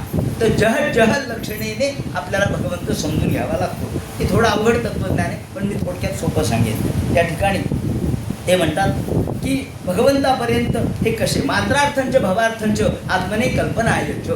भगवंतानी हे विश्व का निर्माण केलं तर मात्रार्थंच भवार्थंच. मात्रा संसार करत करत माणसाला ज्ञान झालं पाहिजे. भव म्हणजे संसार. तेव्हा माणसाच्या वृत्तीतून वेगवेगळ्या त्रिविध तापातून त्याला शेवटी उपरती झाली पाहिजे, यासाठी भगवंतानी हे विश्व निर्माण केलं. मात्रार्थंच भवार्थंच आत्मने कल्पनायच. आत्मने अकल्पनायच. अकल्पना म्हणजे मोक्ष. मोक्षप्राप्ती त्यातून होते. याप्रमाणे भगवंताकडे हा माणसाने कसं पाहावं ते म्हणतात, ही माया आपल्या आड येते किंवा माया विक्षेप निर्माण करते म्हणून आपल्याला हे दिसत नाही. पण भगवंताच्या हातात माया आहे. नृत्यंती तव वीक्षणांगण कथा काल स्वभावादिभेर. काल, स्वभाव, द्रव्य, आशय यातून माया प्रगटते. हे सगळे मायेचे स्वरूप आहेत. पण भगवंताच्या ती हातात आहे आणि आपण तिच्या ताब्यात आहोत. आपल्या हातात मोबाईल आहे पण वास्तविक आपण मोबाईलच्या ताब्यात आहे असं म्हटलं पाहिजे. तसं मायेच्या ताब्यात आपण आहे. घोड्याच्या ताब्यात माणूस राहिला की घोडा जिकडं जाईल तिकडं जातो आणि घोडा ताब्यात असला म्हणजे माणूस योग्य ठिकाणी जातो. त्याप्रमाणे नियंत्रण वेगावर पाहिजे, मायेवर पाहिजे. भगवंताच्या ताब्यात ती माया असल्यामुळं नृत्यंती तव वीक्षणांगण कथा काल स्वभावादिवीर, भगवंताच्या समोर ते नृत्य करते आणि ते म्हणतात हे या ठिकाणी नृहरी. प्रत्यक्ष भागवताचा वर टीका करणारे जे श्रीधराचार्य होते ते नरसिंहाचे उपासक होते. ते म्हणतात हे नरहरी मला या मायेपासून वाचव. म्हणून त्यांनी ही माया कशी आहे ते म्हणतात बाबुलाचेनी मरणे की तोषावे बालपणे. ही माया आपल्याला कशी जाणवते, कशी दिसते ते म्हणतात या मायेचं स्वरूप असं आहे की प्रहलूप आपली ही माया, परब्रह्म दिसत नाही. माया आपल्याला दिसते पण मूळ परब्रह्मच आहे. आपण म्हणतो ना की हत्ती आहे, एखादा हत्ती आहे आणि एखाद्याने लाकडाचा हत्ती आणला. हा लाकडाचा हत्ती आणल्यानंतर हा काय हो म्हणजे हत्ती. दारू म्हणजे लाकूड. दंतिनी दारू विकारे दारू तिरो भवती शोभितत्रैव जगती तथा परमात्मन परमात्मन्यपि जगत्तिरो धत्ते. हा काय हत्ती. हा हत्ती आहे का? हो हत्तीच आहे. अहो हा लाकूड आहे. हा हा हा. जेव्हा तुम्ही लाकूड म्हणून पाहता तेव्हा हत्ती दिसत नाही, जेव्हा हत्ती म्हणून पाहता तेव्हा लाकूड दिसत नाही. लहान मुलं त्याला हत्ती म्हणतील, मोठी माणसं म्हणतील अहो लाकूड आहे, हे खरं लाकूड आहे. त्याला हत्ती हा आकार आहे. आकार रूप हे मायेचे आहेत आणि मूळ तत्व परब्रह्माचं आहे. त्याप्रमाणे दंतिनी दारू विकारे दारू तिरो भवती सोपी तत्रैव जगती तथा परमात्मन. हे जग नाहीच आहे, हे विश्व म्हणजे भगवान आहे. जगती तथा परमात्मन परमात्मन्यपि जगत्तिरो धत्ते. जेव्हा तुम्ही जगाकडे जग म्हणून पाहता तेव्हा आपल्याला जग दिसतं, पण ज्ञानेश्वर माऊलीसारखे याकडे परमात्मा म्हणून पाहतात म्हणून त्यांना सगळ्या ठिकाणी परमात्मा दिसतो. त्याप्रमाणे त्यांनी सांगितलं. आणि आपल्या अंतःकरणामध्ये अनेकदा जे विकार असतात वास्तविक मागे काहीच नसतं, पण रामदास स्वामींनी म्हटलंय ना की वाजे पाऊल आपुले म्हणे मागे कोण आले. आपलंच पाऊल वाजतं आणि आपण म्हणतो मागं कोण आलं, कुणीच नसतं. आपलेच भास आपल्याला होतात. याप्रमाणे बाबुलाचे निमरणे की तोषावे बालपणे असं त्यांनी सांगितलंय. ही माया कशा पद्धतीची हे सांगताना उदयास्त वास्तविक विकृतात शब्द वापरला आहे त्यांनी. ज्याप्रमाणे सोनं आणि अलंकार, सोनं आणि अलंकार याच्यामध्ये सोन्याचा अलंकार केला, सोनेपणा कुठे गेला, कुठेच गेला नाही. पुन्हा अलंकार बदलला, दुसरा अलंकार केला, सोनं तर कायम राहतं. त्याप्रमाणे हे आकार बदलतो, नावं बदलतात पण मूळ तत्व कायम राहतं. त्या दृष्टीने अविकृत हा संपूर्ण भगवान आहे. आणि आपण म्हणतो की देव कुठे आहे, देव कुठे आहे. एकाने म्हटले, एक जण विमानात बसला म्हणे. विमानात बसल्यानंतर तो म्हणला की मी आता पृथ्वीवर पाऊल ठेवत नाही, मी आता विमानात आहे, मी कुठं पृथ्वीवर आहे. त्याने असं विचारलं का हो विमान जे आहे ते धातूच आहे, मग धातू कशाचा विकार आहे. धातू पृथ्वीचाच विकार आहे. त्यामुळं तुम्ही किती जरी म्हणणार मी पृथ्वी सोडून वरती बसतो, ते म्हणतात नाही जमणार, कारण पृथ्वीला सोडून तुम्हाला दुसरीकडे कुठेच जाता येणार नाही. कारण पृथ्वीचा जो विकार आहे तो धातू आहे आणि विमानात जरी बसलो आपण तरी सुद्धा पृथ्वीचाच विकार आहे. म्हणून याप्रमाणे ते म्हणतात कंठमणी. मग माणूस कशामुळं जीव राहिला तर ते म्हणतो विसरला, विस्मृत झाला. आपल्याला काय आहे, मी कोण आहे याचं ज्ञान नाही. म्हणून आपल्याला ज्ञान सांगायला गुरु असावा लागतो. सर्वोकट राज एकदा एक वाघ पकडला, वाघाचं पिल्लू पकडलं.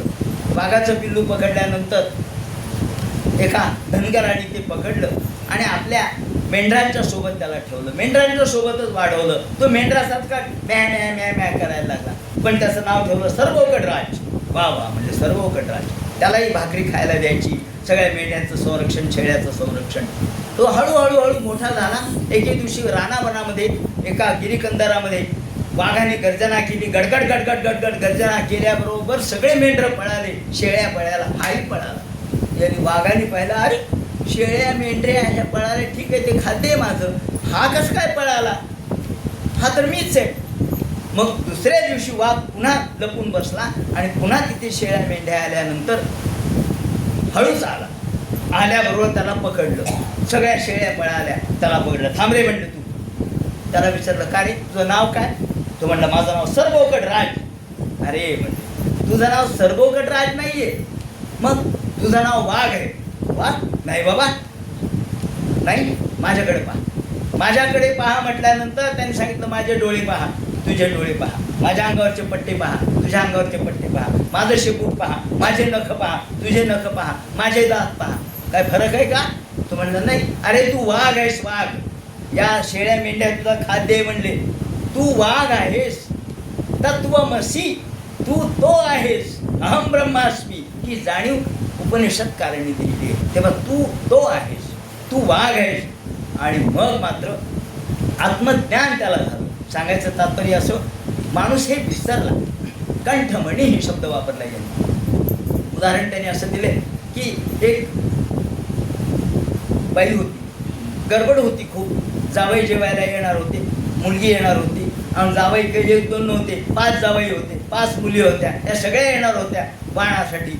आणि गडबड एवढी झाली सकाळी नाऊ धुवू घालण्याची की नथ जी आहे ना ती गरसुळीला बांधली आणि स्नान केलं. स्नान केलं, जेवायला वाढलं, कामही झाले, रात्र झाली, नथ कुठं आहे? नथ कुठं आहे? नथ कुठं आहे? इकडं पहा, तिकडं पहा, बाथरूममध्ये पहा, वरती पहा, खाली पहा, अंथरुणात पहा, कुठंच नथ सापडे ना. कुठं आहे, कुठं आहे, कुठं आहे? चला म्हणले कौंडण्य गुरुजीकडे जाऊ. रे कौंडण्य गुरुजीकडे. महाराज म्हणले काय? नथ हरवली म्हणले. हो, नथ हरवली, 1 तोळ्याची नथ आहे, आज काय भाव आहे? कुठं असेल बघा बरं. त्यांनी पाहिलं, ताबडतोब ओळखलं त्यांनी. अरे अंध मिंदचं विसरवलं, अंध नक्षत्रावर घरीच आहे म्हणे, कुठंच नाही गेली. ते म्हणले आरशामध्ये आहे नथ. आरशात कुठे? आरशा उघडला, ते त्यातलं ड्रॉवर काढलं, नथ सापडे ना. आणि मग बघितलं कंठमणी. अरे सापडली, इथं बांधली होती कंठमणी. विसरणे. माणूस जीव का झाला? तो विसरला. मी कोण आहे? मी ईश्वर आहे हे ज्ञान आहे. मी कोण आहे हे विसरल्यामुळं तो जीव झाला. म्हणून त्यांनी या ठिकाणी कंठमणी शब्द वापरला. आणि या कालगुणाचा परिणाम माणसावर कसा होतो ते सांगितलं. आणि त्याप्रमाणे हे अंध परंपरा कशी? अंध परंपरेया भ्रमयती भारती ती उर्वित वृत्तीभिरुक्त जडान. जय जय जय जामलित दोष प्रभीत गुणान त्वमसि यदात्मना समवरुद्ध समस्त भगा अगजग दोक सामखिल शक्य बोधकते क्वचित जयात्मना चरतो नुचरे निगमा. हा प्रश्न विचारला परीक्षितीने. त्यांनी उत्तर देताना सांगितलं की पूर्वी असाच प्रश्न नारदानी केलेला होता, तेव्हा नरनारायणाने उत्तर दिलं. याच्यापूर्वी ही चर्चा सनक सनंदनासह झालेली होती आणि ते सत्यलोकात झालेली होती. आणि तेच तुला मी सांगतो म्हणून त्यांनी सांगायला सुरुवात केली. ते म्हणतात जय जय जय हजामजित दोष गृहीत गुणान त्वमसि यदात्मना समवरुद्ध समस्त भगा अगजग दोक सामखिल शक्त्यपबोधकते क्वचित जयात्मना चरतो नुचरे निगमा. ज्याप्रमाणे राजाला लोक उठवतात, त्याला त्याचे स्तुती वगैरे करून राजाचे बंदीगण जसे त्याला उठवतात त्याप्रमाणे वेद भगवंताला उठवतो. देवा लवकरात लवकर उठा आणि या ठिकाणी तुम्ही आनंद रूप आहात हे सांगतात. त्याप्रमाणे आनंद हे भगवंताचं स्वरूप आहे. आणि माणसाने अग्नी जसा आहे, अनलवत शब्द वापरला आहे. जसा अग्नी गरगर गरगर गरगर फिरवला, समजा आपण हातामध्ये फुलबाजी घेतली आणि ती गरगर फिरवली, ते आपल्याला गोल दिसते. ती गोल नसते पण गोल दिसते का? दृष्टीभ्रम. त्याप्रमाणे आपल्याला भ्रम होतो आणि आपण या संसारात अडकतो. म्हणून बाबुलाचे मरणे की दोषाबे बालपणे. त्याने उदाहरण दिले एक की एकदा काय झालं, एक रान होतं. त्या रानामध्ये अनेक वर्षापासून वडाची झाडं लागलेली होती. वडाच्या पारंब्या, इतके वडाचे झाडं होते आणि पारंब्या होत्या गर्दाबाद. आतमध्ये जायला जागा, नुसता अंधार. लोक म्हणायचे तिकडे जाऊ नका, का? भूत आहे. तिकडे जाऊ नका, भूत आहे, भूत आहे, भूत आहे. भ्रमयती भारती ती उर्वृत्ती विरुक्त जळान. भारती म्हणजे भाषा. लोक काय म्हणजे भूत आहे. कुठं भूत आहे? त्या जंगलामध्ये भूत आहे, जाऊ नका बरं का. म्हणजे कोण म्हणलं? कोणी पाहिलं का भूत? म्हणजे पाहिलं नाही असं म्हणतात. कोण म्हणतं? माझ्या वडील म्हणायचे, आमचे आजोबा म्हणायचे, पणजोबा म्हणायचे, पडपणजोबा म्हणायचे, खापर पणजोबा म्हणायचे. असंही का म्हणतं? नवीन पिढी आली, ते म्हणले कशाचं भूत आणि कशाचं घे, सगळं झाडं व्यवस्थित करून घ्या, सगळ्यांची कापणी करून घ्या. त्या ठिकाणी एवढ्या एवढ्या जागेला आता एवढी किंमत आहे, तुम्हाला माहिती का म्हणले जागेची किंमत काय, किती स्क्वेअर फूट चालली जागा, चला म्हणले एवढी जागा रिकामी करा, आपण तिथं देऊळ बांधू. म्हणून सगळे झाडं तोडले, देऊळ बांधलं. म्हणले कुठे भूत, म्हणले गेलं पळालं. कुठं होतं, मनात होतं. ज्याप्रमाणे मनात भूत, माऊलींनी वर्णन केलंय की त्याप्रमाणे बागुला शेनी मरणे, बागुलबुवाय बागुलबुवाय बागुलबुवाय, ए लादणी जाऊ नको बागुलबुवाय. तो मुलगा मोठा होतो 16 वर्षाचा आणि तो हातामध्ये बॅटरी घेतो, त्याचप्रमाणे सगळ्या प्रकारच्या वस्तू सोबत घेतो, मोबाईल घेतो. तो म्हणतो बाबा कुठे येऊ बागुलबुवा, मी त्याला मारतो. त्याचे बाबा काय म्हणतो, तो मेला. म्हणले कधी, कालच मेला. बागुलाचे निमरणे की दोषावे बालपणी, लहानपणी तुम्हाला भीती वाटावी म्हणून बागुलबुवा आहे, नेहमी बागुलबुवा नसतो.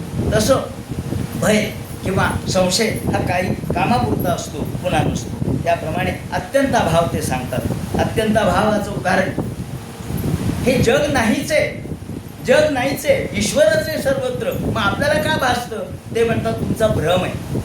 आणि हे सगळं केवळ वाचारंभण आहे. वाचारंभण म्हणजे आपण बोलतो. मग वाचारंभणाचं उदाहरण अत्यंताभाव त्याला म्हणतात. अभावाचे अनेक प्रकार आहेत, त्यामध्ये प्रध्वंसाभाव, त्याचप्रमाणे अभाव, त्या अभावाचे 6 प्रकार आहेत. त्यापैकी अत्यंताभाव, अभावच सगळीकडे आहे. कशाचा, आता उदाहरण पहा, मुद्दाम सांगतो. हे उदाहरण कुणी दिलंय, या 87व्या श्लोक अध्यायावर भाष्य करताना कृष्णदयार्णवानी दिलेलं आहे. कृष्णदयार्णवानी जे टीका लिहिली त्याच्यावरती, त्या कृष्णदयार्णवाच्या मध्ये आपल्याला त्यांनी उदाहरण दिलेलं दिसतं. त्यांनी काय म्हटलंय की एक घटना अशी आहे की वांझेचा पुत्र, म्हणजे काय, वांझेला जो पुत्र झाला तर तिला वांझ कोणी म्हणवल का, नाही म्हणणार. पण वांझेच्या पुत्राच्या घरी एकदा पाहुणा आला. वांझेच्या पुत्राच्या घरी एकदा पाहुणा आला. ते पाहुणा कोण, बागुल आला पाहुणेरा, बागुलबुवा पाहुणा आला. बरं, आणि हा आला कुठून आला, गंधर्व नगराहूनी. कोणत्या नगरहून आला, गंधर्व नगर. गंधर्व नगर म्हणजे आकाशातले ढग खोटेच असतात, त्याचे आकार. आणि आल्यानंतर आल्याबरोबर या या या, बरं झाला आलात, धोंड्याच्या महिन्याच्या निमित्ताने आलात. मग काय करा, आसन टाकलं. कशाचं आसन टाकलं, गगनाचं आसन टाकलं, अभ्यंग. मग त्याला तेल लावून स्नान करायचं. तेल कशाचं, वाळूचं. म्हणजे वाळूचं, हो तुम्ही म्हणतात ना, प्रयत्ने वाळूचे कण रगडिता तेल ही गळे, वाळूचं तेल.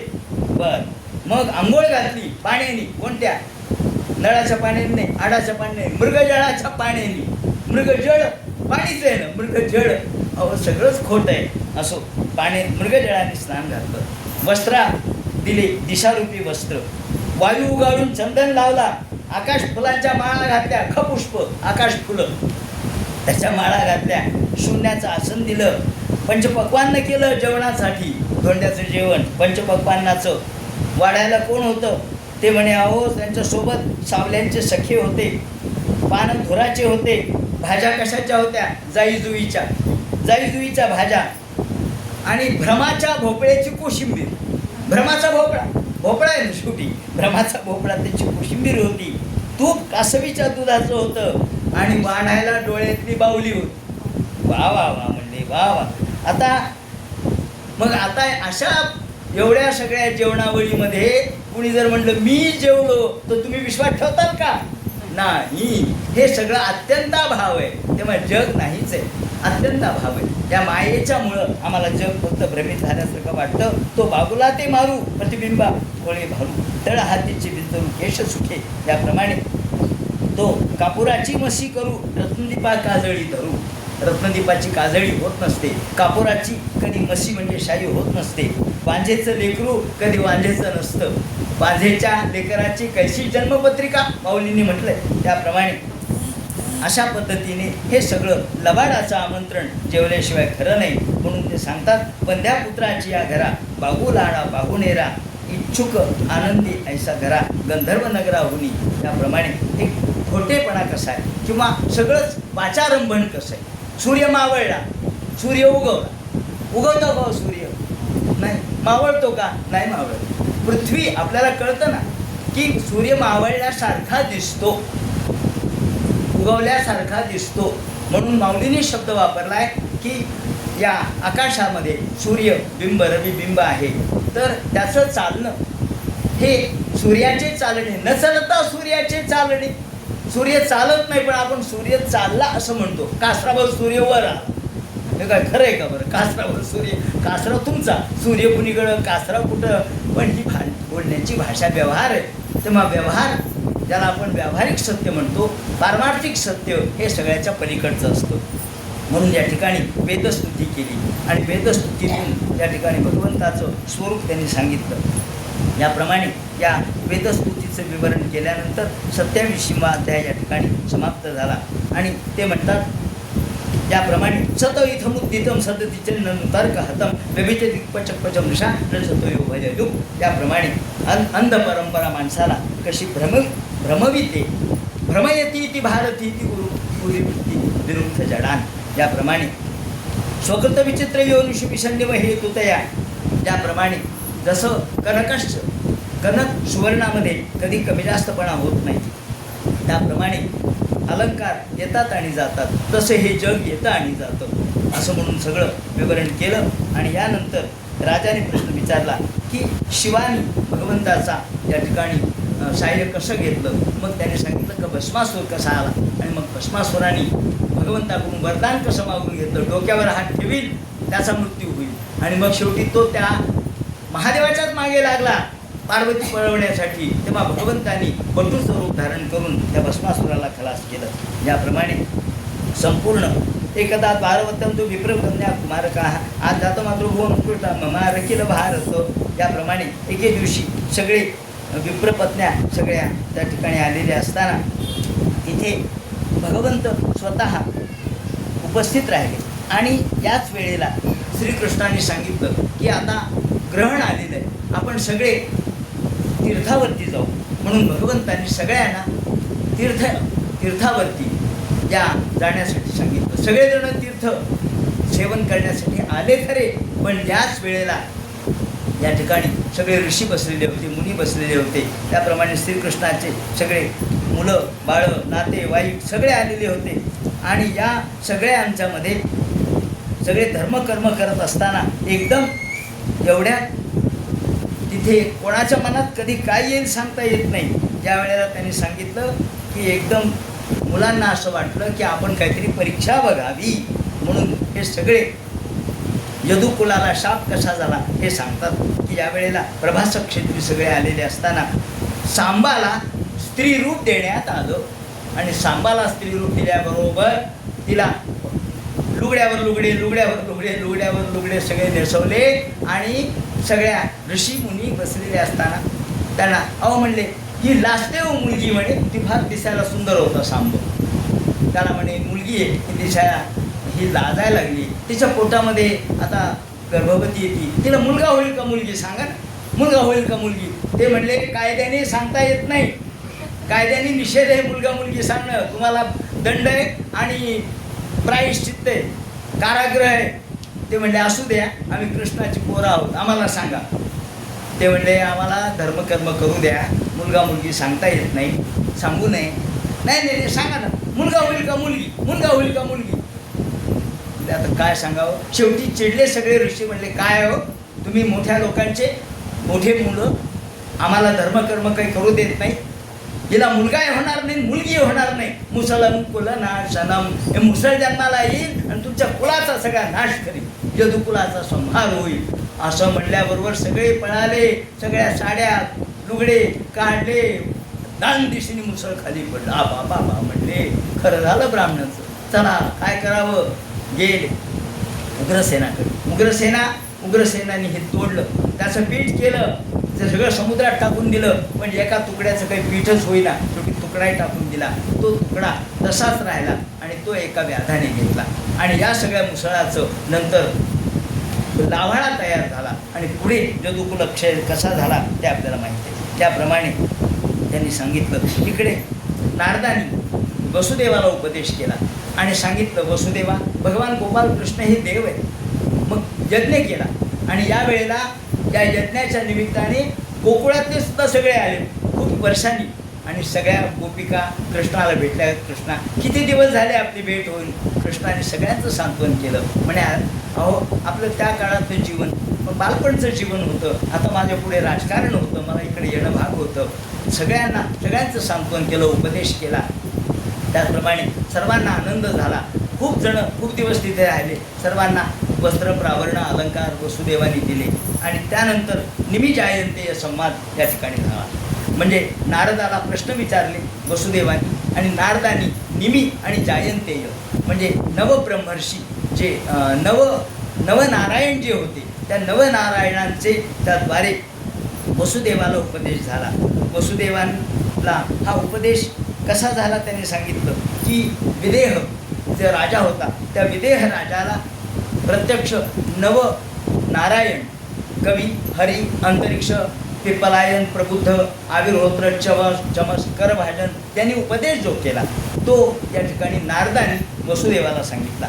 आणि हा उपदेश करत असताना त्यांनी प्रत्येक जण कोण कोण काय काय म्हणालं ते सांगितलेलं आहे. या ठिकाणी ते म्हणतात की प्रत्येक जण नारदांनी एक प्रश्न उत्तराच्या दृष्टिकोनातून त्या ऋषींनी जे जे सांगितलं ते सांगितलेलं आहे. या म्हणतात की प्रत्येक जण पहिल्यांदा ऋषी हरी म्हणाले की यामध्ये कसं जीवन जगावं, माणसाने भागवत धर्म कसा पाळावा हे त्यांनी सांगितलं. भागवत धर्म म्हणजे काय ते म्हणतात भागवत धर्म एकच आहे.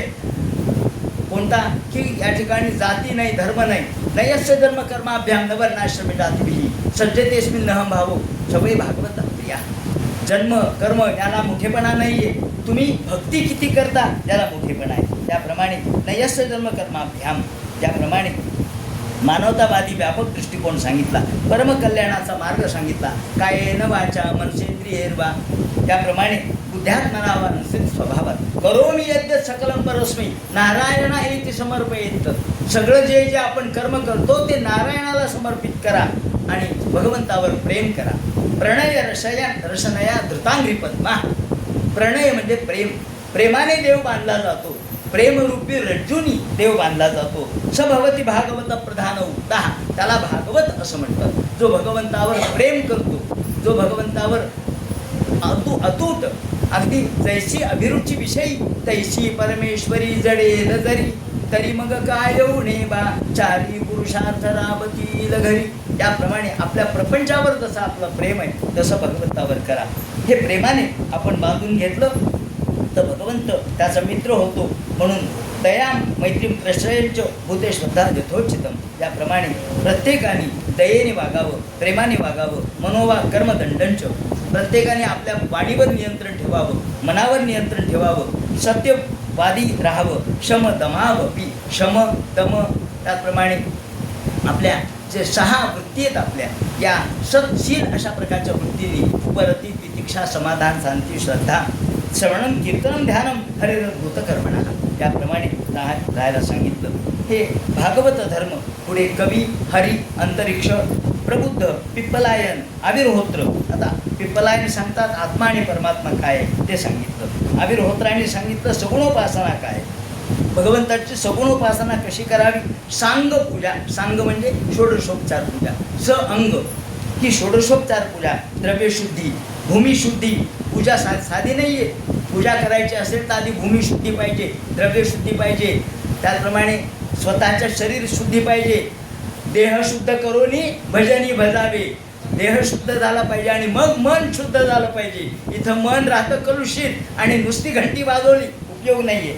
ते म्हणतात त्याप्रमाणे समुद्राच्या पाण्याचे थेंब मोजता येतील पण भगवंताच्या लीलेचं मोजमाप करता येणार नाही. चमसाने सांगितलं वेदांच्या आज्ञा काय आहेत. वेदांच्या आज्ञा ह्या आहेत, लग्न करा असं वेद म्हटलेलं नाही आहेत. विवाह यज्ञ कशासाठी आहे, फक्त एक आपल्याला योग्य नियंत्रणामध्ये आपण राहावं म्हणून आहोत. म्हणून ते म्हणतात की लोके व्यवायामी शमद्य सेवा नित्यास्तु जंतूर नाही तत्र चोदना व्यवस्थित स्तेषु विवाह यज्ञ सुराग्रहे वासु निवृत्त निष्ठा.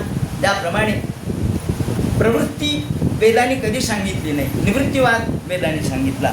पण आपण स्वस्त्री सेवन तेही अहोरात्र नाही जाणं, प्रजार्थ स्त्री सेवन ऋतुकाळी नेमस्त असं नाद देखील सांगतात. त्याप्रमाणे वेदवाक्य सांगितलं आणि वेदवाक्याचा अर्थ काय तो आपण कसा करावा ते सांगितलं. त्यानंतर स्वर्ग काय नरक काय हे सांगितलं. खरं पाहिजे आणि कृत त्रेता द्वापार कली हे 4 युग कसे ते कसे होतात. ध्येयम सदा परिभवगम अभीष्ट दोहन असं म्हणून त्याने भगवंताची प्रार्थना केली. त्यानंतर पुढे हे मानवी मूल्य या ठिकाणी आपल्यासमोर मांडले. त्यानंतर यदुकुलाचा क्षय सांगितला आणि हा शाप लक्षात घेतल्याबरोबर कृष्णाला कळालं की यदुकुलाचा आपल्याला नाश होणार आहे असा शाप झालेला आहे. राजाने प्रश्न विचारला, महाराज अहो कृष्ण ब्रह्मण्यस्य वदान्यस्य, भगवान एवढे ब्रह्मण्य एवढे श्रेष्ठ, मग त्यांना शाप कसा झाला, त्यांच्या कुळाला शाप कसा झाला. मग त्यांनी सांगायला सुरुवात केली की अशा पद्धतीने ब्राह्मणाचा अपमान झाला आणि कुळाला शाप झाला. कृष्णाने विचार केला, बस आता आपलं कार्य संपत आलंय, आपणही आता आपल्या आपल्या निजधामाला जायची वेळ आलेली आहे. म्हणून श्रीकृष्ण तिथून निघणार आणि प्रभास क्षेत्रावर सगळेजण त्या ठिकाणी जमा झालेले असताना श्रीकृष्णाने सुद्धा विचार केला. निघणार एवढ्यात उद्धव त्या ठिकाणी धावत आला. कृष्ण बसले होते पिंपळाच्या झाडाखाली आणि शांत बसलेले असताना एकदम उद्धव धावत आला. कृष्णा कृष्णा थांबा, कृष्णा आपण या ठिकाणी बसलेला आहात आणि तुम्ही आता शांत बसलात, तुमच्या कुळाला शाप झाला हे मला कळालं, पण तुमच्या ज्ञानाचा अधिकारी कोण आहे सांगा. तुमच्या ज्ञानाचा मला अधिकारी करा, तुमचं ज्ञान मला द्या. आपण या ठिकाणून गेल्यानंतर तुमच्या ज्ञानाचा जगाला फायदा झाला पाहिजे, जगाला तुमचं ज्ञान मिळालं पाहिजे, म्हणून मला ज्ञान सांगा. हे देवा, तुम्ही जर ज्ञान दिलं नाही तर हे ज्ञान असंच राहील, म्हणून हे भगवंता तुम्ही मला ज्ञान द्या. श्रीकृष्ण बसलेले शांत बसलेत. भगवंताचं या ठिकाणी वैशिष्ट्य असं आहे की एवढं जरी शाप झाला तरी सुद्धा मनावर थोडाही परिणाम झाला नाही. श्रीकृष्ण त्या ठिकाणी बसले आणि पिंपळाच्या झाडाच्या खाली, तरुण पिंपळाचं झाड होतं. श्रीकृष्ण बसलेले आहेत, उद्धव त्या ठिकाणी बसलेले आहेत आणि आपल्याला मैत्रेय सुद्धा आले होते, मैत्रेय सुद्धा बसलेले आहेत. आणि या सगळ्यांना श्रीकृष्णाने दोघांना बसवलं आणि भगवंत आता या ठिकाणी ज्ञान सांगायला सुरुवात करतील. भगवान 11व्या स्कंधामध्ये आपलं ज्ञान कसं सांगतील. हा 11वा स्कंद आणि 12वा स्कंद हे दोन्ही स्कंद आता उद्या भागवताची समाप्ती राहील. श्रीकृष्णाचं ज्ञान होईल आणि नंतर गोकर्ण आख्यान होईल. हे सगळं आपल्याला उद्याच्या दिवसामध्ये पूर्ण करायचं आहे आणि यासाठी उद्या ही प्रसादाची वेळ 1 ते 4 ठेवलेली असल्यामुळं आपल्याला 12:30ला ही आपलं आख्यान संपणं आवश्यक आहे. समाप्ती 12:30ला होईल म्हणजे लवकर 9 वाजता आपण या 9:15 ते 9:30च्या दरम्यान आपण या भागवताला सुरुवात करू आणि 9:30 ते 12:30 एवढ्या 3 तासामध्ये आपलं भागवत या ठिकाणी त्याच्या महात्म्यासह आपण परिपूर्ण करण्याचा प्रयत्न करू. हे भागवत संपत नसतं, भागवताची समाप्ती कधी होत नसते. ती समाप्ती म्हणायची आहे, फक्त सूर्य मावळला म्हणायचं आहे, सूर्य आहेच आहे. जसं भागवत रूपी सूर्य आहेच आहे, तो मावळला नाही, त्याची समाप्ती होत नाही. ही फक्त वाचारंभ नाही, बोलण्याची गोष्ट आहे.